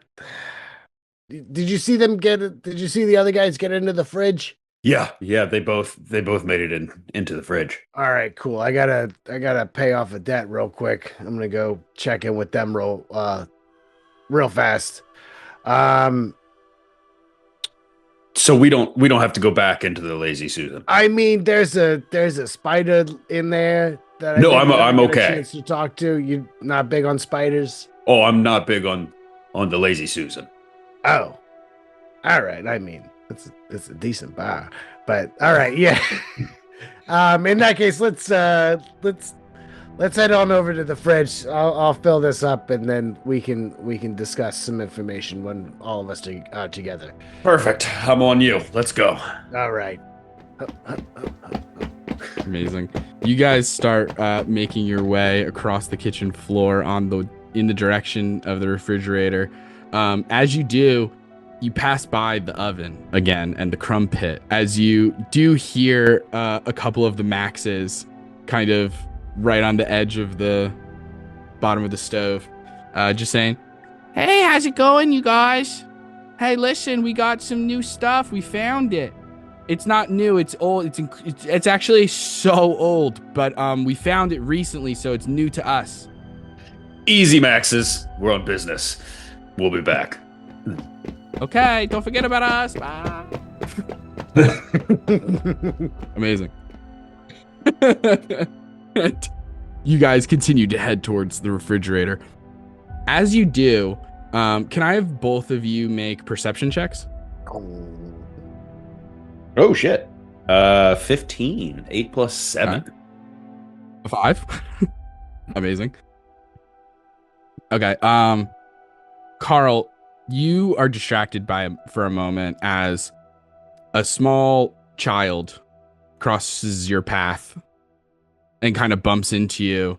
A fly, a small fruit fly of sorts, kind of bumps into you and says, "Oh my goodness, I'm so sorry. My name is Franz. I'm just a little fly boy." Hello. No, What is your name? Carl, we gotta get moving though. Okay, goodbye. Nice to meet you. Good Okay, seeing bye. you. Yeah. Flies away. Strangest thing, you're completely distracted by that. Phil, meanwhile, you see off, like just as you're about to enter into that crevice to get behind the fridge in order to get up into the back of it, you see kind of diagonally through the opening of the kitchen entrance into the living room itself. As you do, you see that there's a very tall structure. How much do you think Phil has been in the living room? Well, Phil was born in the living room, so probably returns pretty often. Okay. Just to visit. Then you would know of this particular structure being relatively new. Not like so new, but maybe in the last 2 years. Mm. It is this strange carpeted tower structure of strange archways and paths and strange little bowls and platforms. And sitting atop its very crest, bathing in sunlight, is a cat sleeping. And you know that maybe perhaps one of your, other than winter itself, maybe one of your worst enemies. Yes. Jessica. As the a cat. mouse? Yeah, absolutely. Yeah. That But totally she tracks. seems to be in deep sleep as long as she is in the sunlight in her little cat tree perch. Phil will see Jessica for a moment, and Carl, you will hear him mutter under his breath, "That bitch," and then he will continue on his way to the fridge. Amazing. All right.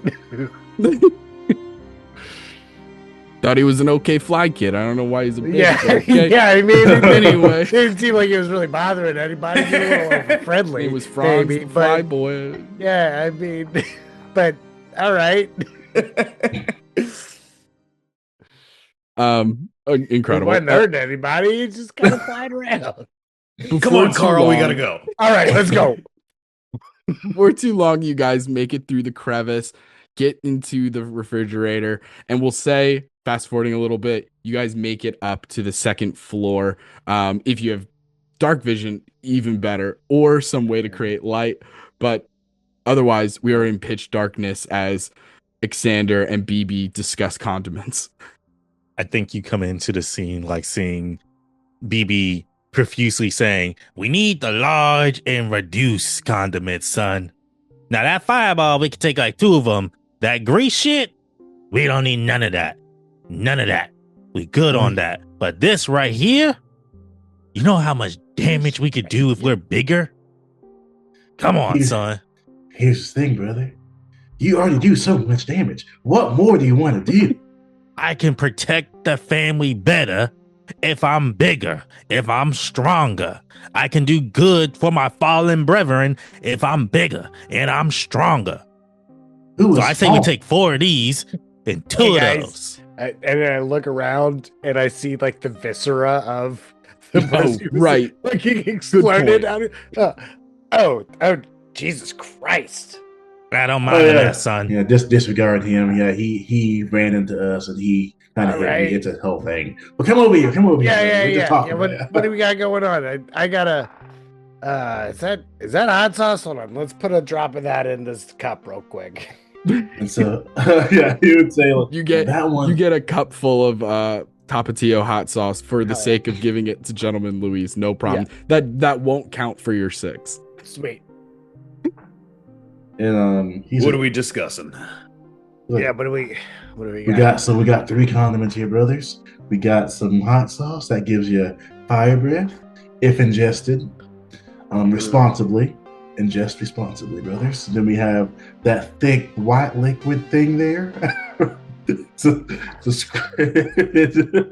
mean the It's mayo? grease. It's Right. That's what the big one's called. The mayo. yeah. No, it's really That's good all when I could think of soaked was into just the bread a little bit. right. Yeah, that the mayo is kind of like a greasy film, and then we got that tub over there that has those little arcane markings. Never seen those. That is it enlarge or reduce, and it makes you bigger or smaller. Gentlemen, Yeah. what are we discussing here? We are officers of the law. These are illegal substances, and I promise you, I've been down this road. You want no part of this. We need to leave this where it lay. Son, are you okay? Did you hit your head or something? These are illegal, I illicit think activities. he hit his head or something. I mean, is there a specific law? Do you know what law makes it illegal for hot sauce? It's hot sauce, man. The trading of these substances should and is regulated. And I promise you, we don't want any part of it. You see Xander, like he's like, "Oh, I don't want any part of this." As he takes another water skin and just gets some of the hot sauce. I don't want any of this. I don't want any of this, brother. No, Robrax is watching this as he's just like yammering away about how, what is this kid talking about? Illegal this, illegal that. This comes from the natural ground, from natural sources. As he's scooping up some of the what is it? Some of the enlarge and reduce, like taking like two of them. Yeah. I'm imagining Listening. like you have the mage hand like guiding his hand because he can't see. So like, use this. Like, Listen. Like Ghost, just like holding his hand, doing the scoop. Amazing. Listen, brothers. I've been down this road. I promise you. And I would like to cut back for a moment. So, in his time as a police officer, Phil spent a little time on a condiment sting operation. And we hard cut to him. The CEA, The CEA. the Condiment Enforcement Agency. Yes. We cut to him in the Lazy Susan in like fake ratty biker gear. He's doing hard shots of buffalo sauce. He's railing baking soda in the back. Slinging chips. Hell yes. We wave back. You see the terror in his face. You don't want to go there, boys. You don't want to go there. I mean, I don't know, anything in moderation, and I'm also gonna smack the side of the Tapatio bottle so it's some stuff goes in. Like I pull out another little flask. You gentlemen do what you want. But I warned you. And I'll have no part of it. And Phil's gonna turn around, but he can't leave. He can't see yet. at all. He can't see. So he just walks and stands on the edge of the refrigerator shelf, facing the other direction. Xander's like, "Hey, brother, take 5 steps back. You're right on the edge." Oh, I appreciate that. I can't see a fucking thing. Anyways. Robrax is just, scooping in some more, like the enlarge and reduce, and he's just like, some of these young whippersnappers got weak bones, weak blood, weak genes, weak DNA. They got chicken blood running through their DNA. Talking about like, oh, it's gonna hurt you. Yeah. Incredible. So what are right. out of the 6, we have 6 slots to fill. Yeah. What are we getting? As a group? Xander got 1 enlarge or reduce and 1 fire breath. I know I took 2. Okay. I'm also going to do the same. Okay. And I'll do BB? this. I'll do the same of Bang, bang, bang. There you go. one enlarge, 1 fire. Okay. Amazing. So we have 3 enlarge and we have 3, which it's also reduce. Just so you know, obviously you guys are already teeny tiny. There might not seem like a reason to get even smaller. But if you make somebody else ingest it, they could also get smaller. That's something to consider. Anyway, you guys get all of these condiments. What is the game plan from here? So guys, there's a bomb. Robrax will whip around. Oh, yeah. He does like towards the sound of Carl's voice. Yeah. Just like, The mage hand guides you. where's the to face bomb, him. son? guide you to the face. I'm like, right here, brother, right here. Oh, right here. Yeah. So Where's the bomb, son? all right, the bomb's in the living room somewhere. The timeline I was given was a little sketchy at best. Said it could be today in like an hour. It could be 3 days from now.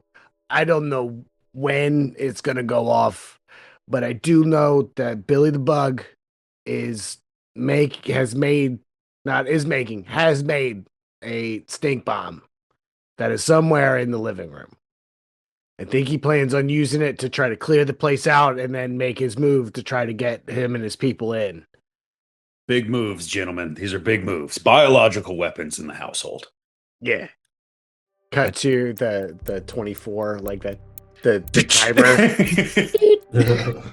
Honestly, a good idea.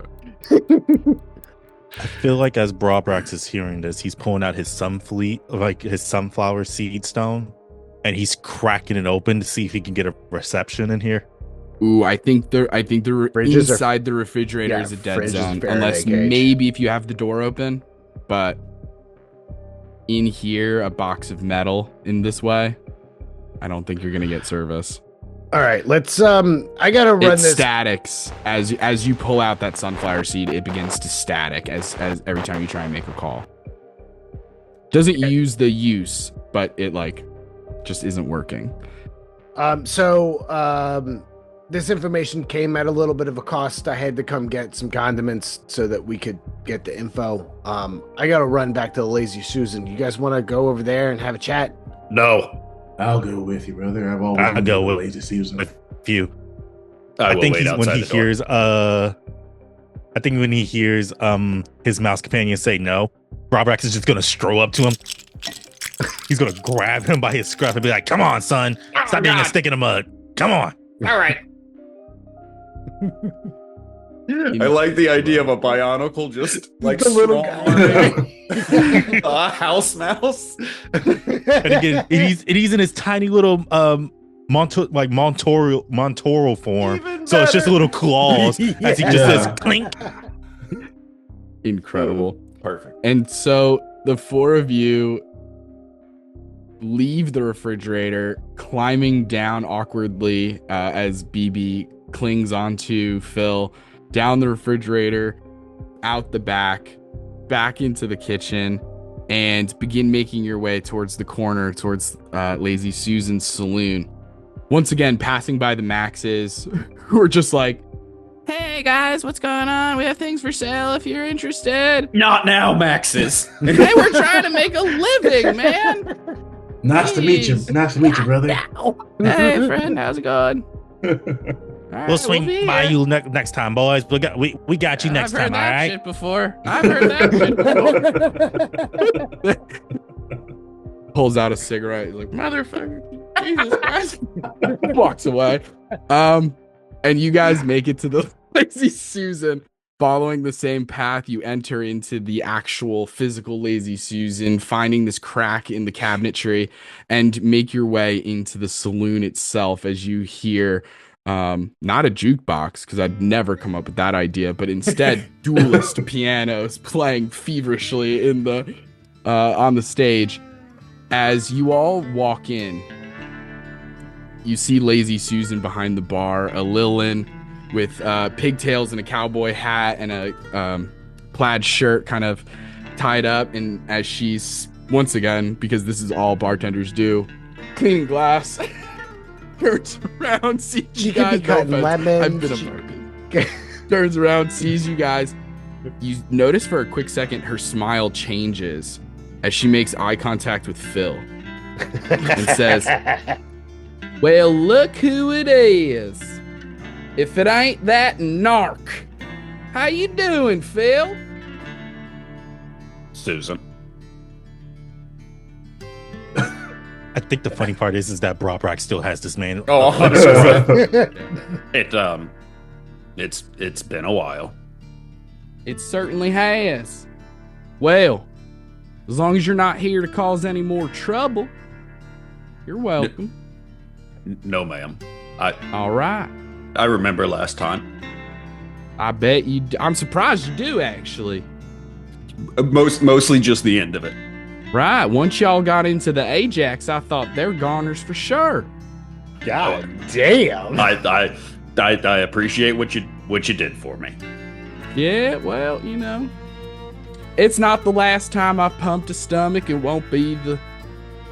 Well, I just said it wasn't the last time. Never mind. What do y'all have? Welcome to Lazy Susan's Saloon. I'm Lazy Susan. It's a pleasure to meet y'all if we haven't met already, and I apologize if I forget your names. Just so busy in here. You look around the bar. There's 2 other people in here. There's... Xander, you recognize right away the professor. This daddy long legs with 2 monocles. Mustache cramped up in the corner, sitting at the bar. And then sitting in the corner, who all of you, I don't know if any of you have spoken to her, how close you are with her, but you've all would have heard of Gentleman Luis. She's kind of that, she's a criminal informant. She's a criminal, but she's I guess as far as criminals go, she's definitely on the better side of things. She's not actively making the entire community worse kind of thing. Mm-hmm. She does right by the community in some gentleman ways, but thief. Still breaks the law. Yeah. A Selena Kyle, if you will. Right? Yeah. Perfect. Precisely. Love that. Precisely. All right. Give me just a minute. I don't want to spook her. Let me go pay this off real quick. And I'm going to go and set the cup on, very similar to when I walked over to the rosé. Just going to set the cup on the table, lean back in the chair. All right. There you go. Debt paid. All right. Well, I appreciate that, love. Pleasure doing business with you. She reaches across and slides it towards herself, puts it beside her in a neighboring seat. All right, now listen.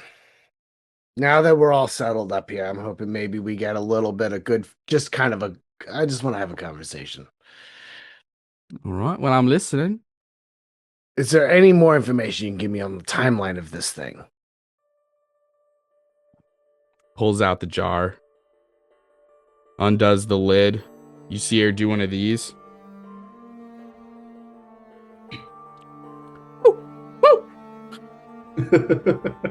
All right. That's all right. Okay. Well, since you've lived up to your end, I've already given you some information. I'm not necessarily keen on parting with any more, but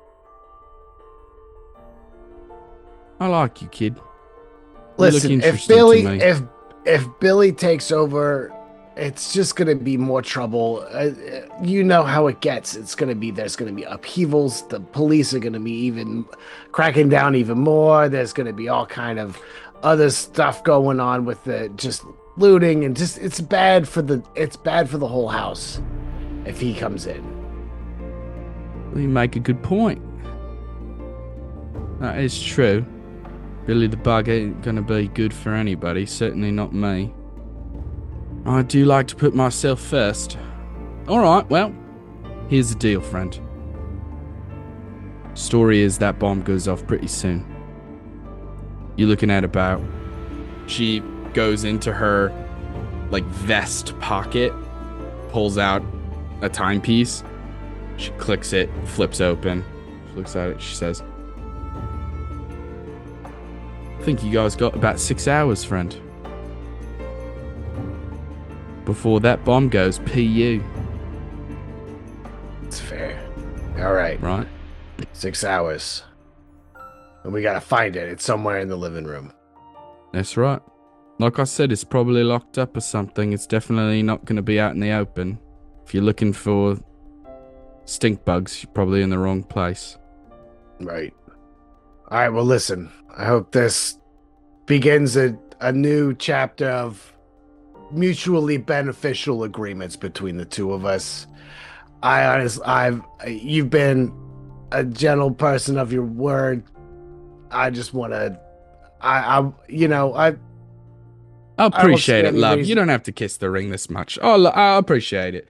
But right. Yes, we could be partners. Maybe we'll do business again in the future. I think there's some sort of hot sauce in there that actually has congealed over a little bit. They didn't put the lid on all the way, as rumor I hear. and so it sort of congealed into some sort of crust. I hear that sort of concentrated, right? It's formed a resin, hot sauce resin, if you will. That sounds dangerous as fuck. I'm gonna be You're real with you. absolutely right. That's why I want my hands on it. But we'll save that for another day. I'll see what I can do. All right. All right. And I'm gonna head back to the group and give all the information that I have now. I was gonna say, I think while you did that, Phil was gonna walk to the bar. Amazing. You walk over to the bar. Clean your glasses. Well, Susan. Phil. I know you don't owe me anything, Right. but we've got a pretty serious situation on our hands. All right. One that I think is it's gonna affect your business as well. Hmm. And I know I'm in no place to ask, but I need a favor. All right. Well, I'm listening. Do you remember that one thing we had? How could I forget it? Let's say it at the same time. Okay. On 3, we'll say the exact same thing at the exact same time. Perfect. Because we're both thinking of the same thing. Obviously. It was the hardest thing we ever did. Absolutely it was. And that's 1, 2, 3. Catnip. Baking soda. Fuck. Dang. I While do- this is happening, I do Xander's just like understand. watching. Xander's like, Well, shit. Damn it, Catnip, Susan, I yeah. need it. All right. Well, listen. Jessica's in the living room, and we've got a job to do. Tell me you've got some left. I always keep a little bit in reserves just in case. Oh, thank Phil. I need it. She reaches across the bar, grabs you by the scruff of your fur, and pulls you halfway across the bar, and she says, "You remember the last time. You remember what happened. I do. You were elbow deep in that catnip, friend. You were I running know. around. I know. You went full zoomies. I know. It's not for me, Susan. It's not for me. I've heard that before from other people. I'm clean now. They're still clawing out of the gutter. You I look promise. me in the eyes. You promised me. I promise you, Susan. Now, If in this if you do moment, this, Phil, I want you to make, and I don't want you to tell me quite yet. Go ahead and make either a persuasion or a deception check, depending on if you're telling the truth or not. oh shit, I don't think Phil knows. It's your choice in this moment. Okay. I think Xander's just talking to BB like, what the hell are we? Who we meet? Who we speaking with? What the hell? I think Brobrax responds and like, I don't know. It looks like Boy Scout got a little bit of a seedy history with some drugs and the like. I'm trying to be on the good path now, but drugs be calling him, scratching the inside of his brains like, I need ya. I want ya. It's cold outside. Let me in. You know what they say? Once a rat, always a rat. I think Brobrax looks at Xander and says, I don't know about you, but that feels a little racist. I'm sorry. That's my mother. My mother. My mother. I was raised in the linen closets. Yeah, you need to do better, son. Like we I'm don't do sorry. that now. We don't do that. I try my best. I try my best. I'm so Do sorry. better. Do better. I'll do better. And Xander's gonna go to speak with the daddy long leg professor. I'm walk gonna just over. I'm gonna just get out of there. Xander watches the TV when the grandparents come over. Yeah, they have the same accents as the Western guys I watch. The shoot 'em ups. The shoot 'em ups. That's a generalization. That's a generalization. Not all people with Southern accents are bad. Okay. You walk, Xander. You start heading over towards the professor as we cut back to Lazy Susan and Phil. What did you roll on either your perception or deception or persuasion or deception? Well, it wasn't good.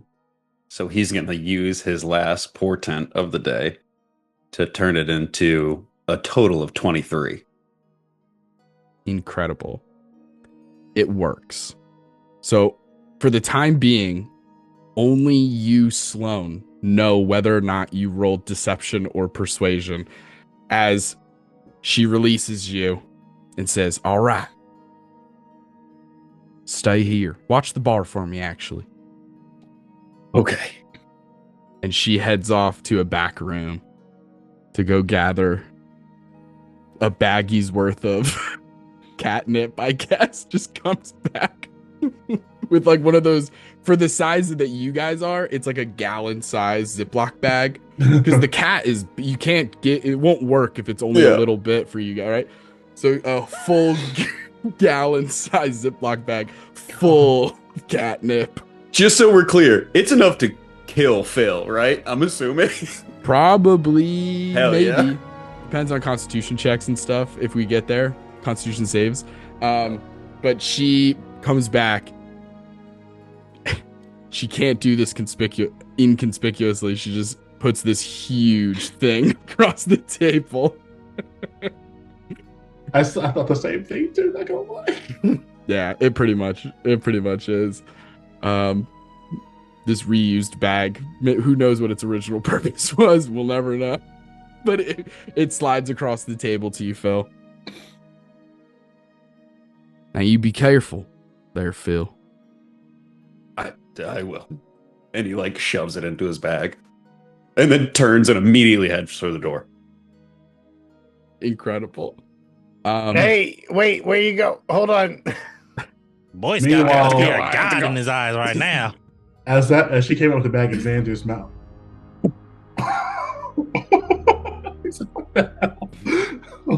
BB comes up to Xander, just smacks him on his side, like, come on, you acting like you haven't seen this before. Well, we don't really get a lot of that in the linen closets, so I don't know. I've never seen that before. Son, we gotta get you outside. We gotta change your mind, get you exposed to the world. Lord have mercy, I got some work on my hands with you. Wait a minute. Before I forget, he cracks open the sunflower seed again. Is there reception? Yes. Now there is reception, absolutely, and you can make a call. Brobrax calls Hilgrax, and he's just rapid fire telling him everything as about the bomb, where it could be located at, how much time they got. And he's openly like just saying this out loud and saying, I need y'all to speed up the process of finding that hole. Find these moles, suss them out. We only got less than 6 hours, son. Do you understand me? All right, Brobrax, I understand. I'll have send out several squads. We'll search this place high and low. This is a code alpha. A code alpha omega. Do you hear me, son? Oh my Alpha God. omega. Send The beginning and the anybody. end. I'm on it, BB. You can count on me. Hey, be safe out there, brother. You too, son. You too. Keep our people safe. Click, click. And so from here, Alexander, you're walking over to the professor. The professor sees you walking up. BB's pretty close to this, but sees you, all of its legs bent up, trying to fit. Sees you. Oh, hello there, my friend. How are you, Alexander? Well, from the looks of it, I'm a little bit more comfortable than you, Professor. What are you doing? Well, I just try to, keep to myself. I'm polite that way. Well, So, what brings you to the saloon? well, actually, I asked you the same question. A fine learned man of yourself coming to the Lazy Susan. What brings you to the Yes. saloon? Well, I'm here to pass the time. You see, I'm writing a research paper on the normal folk, and apparently they frequent this watering hole, I've heard. Unfortunately, it's been quite a slow day. Except for that woman in the corner, but I tried to speak to her. She shushed me away with such vigor, I had no choice but to back off. And so I find myself here. As two of his insanely long arms reach over the bar and grab a small thimble full of some kind of strange orange liquid. How long have you been here, Professor? Well,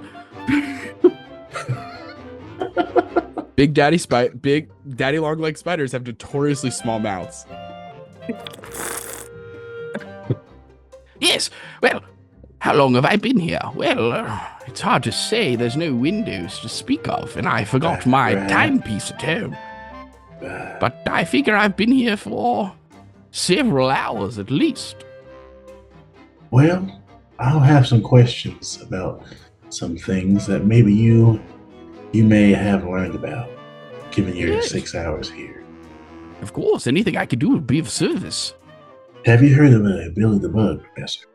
Oh, yes, Billy the Bug is quite notorious, yes. Infamous, some would say. Yes, infamous. Yeah, even up in the high linen closets, we've heard of him. But curious, you being down here on this day is interesting. Have you heard of any whereabouts of Billy the Bug recently? No, I don't think I have. Well, I don't know if it's connected. It could be completely superfluous information I'm about to give you. So take it with a grain of salt, my boy. But I do recall as I descended from the linen closet area to this saloon I find myself in, I did see a strange number of bugs carrying some sort of tin box. Quite a large box. They seem to be bringing it into the room of living, climbing the tower, the center of entertainment. And how long ago was this? You said you've been here about 6 hours, so I was saying about 7 or 8 hours ago as you were coming down here? Give or take, yes. Yes, give or take. Yeah, and since you said BB's close by, he would Alexander would look at BB with like a knowing look, like, you're hearing this, right? You said, so what else did you see? Like, how you said a great number of bugs. Was Billy the Bug with them, or was it just a great number of bugs? I did not see Billy the Bug himself, no. Say what you will about the man, he is a great delegator. That's just a fact. That's not an opinion. He is a delegator. Whether or not you sort of put that into any kind of higher regard is up to you. But I will say this. Yes, there were also cockroaches, I believe. 6-legged creatures of immense strength despite their size. Also, quite hearty, these creatures. I've been told they can survive nuclear fallout. No, I do remember you gave a lecture back at the university on the anatomy of cockroaches. Yeah, I'm glad you were paying attention. At least somebody was. I tried my best. I sat front row, except for the final exam. Remember, I got excused from that because my grandfather's second sister's cousin, twice removed, passed away. Remember that? Yeah. I thought it was 3 times removed. You know what? That's not the point. Let's get back to the point, Professor. You see what? Sorry. Yeah. So basically, what I'm going to tell you, Professor, you should probably steer clear of the living room here for the next 7 or 8 hours here or so. All right, I shall do so. I appreciate you warning me. And Alexander is probably grab a napkin, like write something instead of and give him a note says, "The family tinfoil thanks you for your service," and he's gonna walk towards the door. Incredible. Is there anything else we want to do inside of the Lazy Susan Saloon before leaving this place and heading wherever else we're gonna head to? Did I see the exchange of the catnip to Phil? Probably. I think everyone kind of saw it. It was huge. Okay. All right. Yeah. I see Phil running out the door and basically just holding 2 kilos. She's moving weight out here. Wait. Whoa, that's so funny. And you guys head out. Yeah, you guys are exiting the Lazy Susan Saloon. Where are we going from here? I mean, Phil's sort of leading the way as the first one who left the saloon. Hey, Phil, wait up. Hey, Phil. Hey, slow down for a second, bud. Yeah, Carl. Where are we going, bud? You gotta. Well, I can tell you where we're not going. The Crumpet. We don't have the time. I think we should go straight to the living room. I think Xander will relay everything that the professor said. Like, yeah, the professor saw that a lot of cockroaches carrying a tin towards the living room, towards the entertainment center. So I think we kind of have an idea of where we need to look for the bomb. But there were a lot of cockroaches, and I remember my studies in this class. Cockroaches are very strong. He's gonna look at BB. He's like, "That's your type of fight right there." Yeah, I've tangled with some of them fellas back in the day. Hardy warriors, strong warriors. Yeah. They have nothing on me. I honestly believe that. I honestly believe that wholeheartedly. That makes sense. But unfortunately, since we'll be in the room of the living, we'll also have to deal with Jessica. Oh, bitch. Damn. Yeah. That She's sounds scary, like your speed, man. Boy Scout. I think you got her this time. With that so. bag of yours, I think you got her this time. Well, that's the plan, but I've got to get it pretty close to her face. You got this, Boy Scout. I know you got this. I mean, I could always just send Cam up there with it, and then you don't have to hold it. Actually, I'm not sure I'm comfortable with anybody else holding it, to be honest. Are you I'm sure? not sure. I mean, Based on what you and Lazy Susan were going, I don't know if you should be the one to hold it. We're wasting time. We gotta go. Go to the place to walk. Come on, sons. Boy Scout, get in the way. We gotta go get him. Find Billy the pill bug and save our household. You hear me? Let's go. now, hold on. I take offense to that. I am a pill bug, and he's not one of us. I am We so do sorry. not claim him. I am so sorry. That was offensive. I do apologize. That is okay. Yeah, listen, we do better every day. I know. And that's how you do it, Xander. You say something wrong, you apologize, and you do better. Now, come on, sons. Click, click, click, click, click, click, click, click. Incredible. As you guys begin to exit the kitchen, off in the distance under the stove, you just hear, "Motherfucker!" As the Mighty Maxes all just flip you the birds. Xander casts Mage Hand and just waves back. Like, bye. And you guys begin to enter the room of the living. As we enter this place, we see several notable features, landmarks of this room. The first thing and maybe most prominent thing you notice are the Wayfair Mountains. Massive brown leather sofas that just tower above you. There's a really big one, a 3-seat cushion kind of situation, against the far wall near the windows. Then there's a slightly smaller one, a 2-seat situation, on the other wall. In between these lies the shag pastures, a dangerous land where the grass itself may cling onto your ankles and hold you in place, a sitting duck for potential future attacks. Then we see the center of entertainment, an iron and wooden structure, a man-made behemoth that hugs the third wall of the room of living. And as it towers above, its many shelves hold all kinds of tchotchkes and photographs and doodads and trinkets.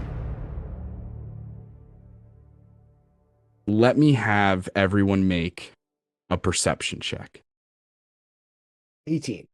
16. 26. Woo. It's all that catnip. I'm going to use my primal knowledge. Okay. Actually, I can't because I'm not raging. So never mind. We got to just do it regular. That's okay. That's okay. That's an 18. Incredible. So the lowest we got was a 16, which is still pretty good. Okay, awesome. All of you would see up on one of the higher shelves, unfortunately, you see a tin. For you guys, it's really large. You guys could like live inside of this thing, but you see it, what to a human would be considered a small tin box, almost more decorative than anything else, but it almost looks like a miniature lunchbox. And it seems to have some sort of padlock locking it. As you see that, it's too far away to make out what type of lock it is. Because when you guys are entering into the living room, if we're looking top down, you guys are entering over here. The entertainment system is all the way to the far wall. So it's just like so far away. You can just make out the box itself, but not like the specifics. Is it going to require a key? Is it a combo lock? Like you can't tell. You also would all see Jessica. She's still very much sleeping at the very top of the cat tree, which is beside the 3-cushion Wayfair mountain. I think only Phil would notice another danger in this area. Almost silent, but still making a very subtle and ominous humming sound. You see a mechanical monster that you all would have heard of, called the Roomba. Fucking amazing. no. Moving across the floor in the far distance, picking up dust underneath Jessica's cat tree in the moment. But you don't have time to even tell your friends about that in this moment, Phil, because all of your attention is immediately drawn towards a voice. A voice at the bottom of the stairs near the front door. Still probably 200 feet away. You see Billy the Bug. And as Billy the Bug begins to speak, he's obviously using some sort of thaumaturgy to enhance his voice to a booming level. Don't wake up. As he says, "Well, look who it is. Look who we got here. Secret agents of the TIA come here to thwart Billy the Bug. Well, I got something to say to you, friends, because a little bit longer than now, it ain't gonna be Billy the Bug. It's gonna be Billy the King. And now I shall monologue. Now is the winter of our discontent, made glorious summer by his son of York, and all the clouds that lowered upon our house." And as he begins to go into this monologue, BB, before you can even do anything, although, are you trying to interrupt his monologue and try and do something in this moment? What are you doing? Because depending on what it is, I might allow it, but something else is also going to interrupt, maybe even before you. Let me see. Before I do that, I need to check Yep, that can work. I think BB is going to rage, and as he rages, all the components, all his weapons come at once, minus the great sword. The great sword is always lagging behind. If I can, Okay, I guess you don't need me. can I pull out the laser rifle? Because it has about 100 to 300 feet distance. Mm-hmm. As he's monologuing, Brobrax is just going to say, "I ain't got time to be sitting here, you yammer, yap, or talk. I ain't got the time or the energy or the want. Use a target, use an enemy to the Garcia household." Absolutely, you can. What I'm going to say to see if you pull off first, we're going to see if you can Han Solo your way into shooting first before this next thing happens. I need you to roll initiative, just BB in this moment, against, we'll call it a lair action. That is a 19 plus 6, so 19, 20, 21, 22, I'm not 23, gonna beat 24, that. 25. Amazing. Go ahead and make your attacks. Who is this guy? For real, though. I know. So that is a 11 plus 6, so 17 to hit. Misses. And then you said misses? Mhm. Cool.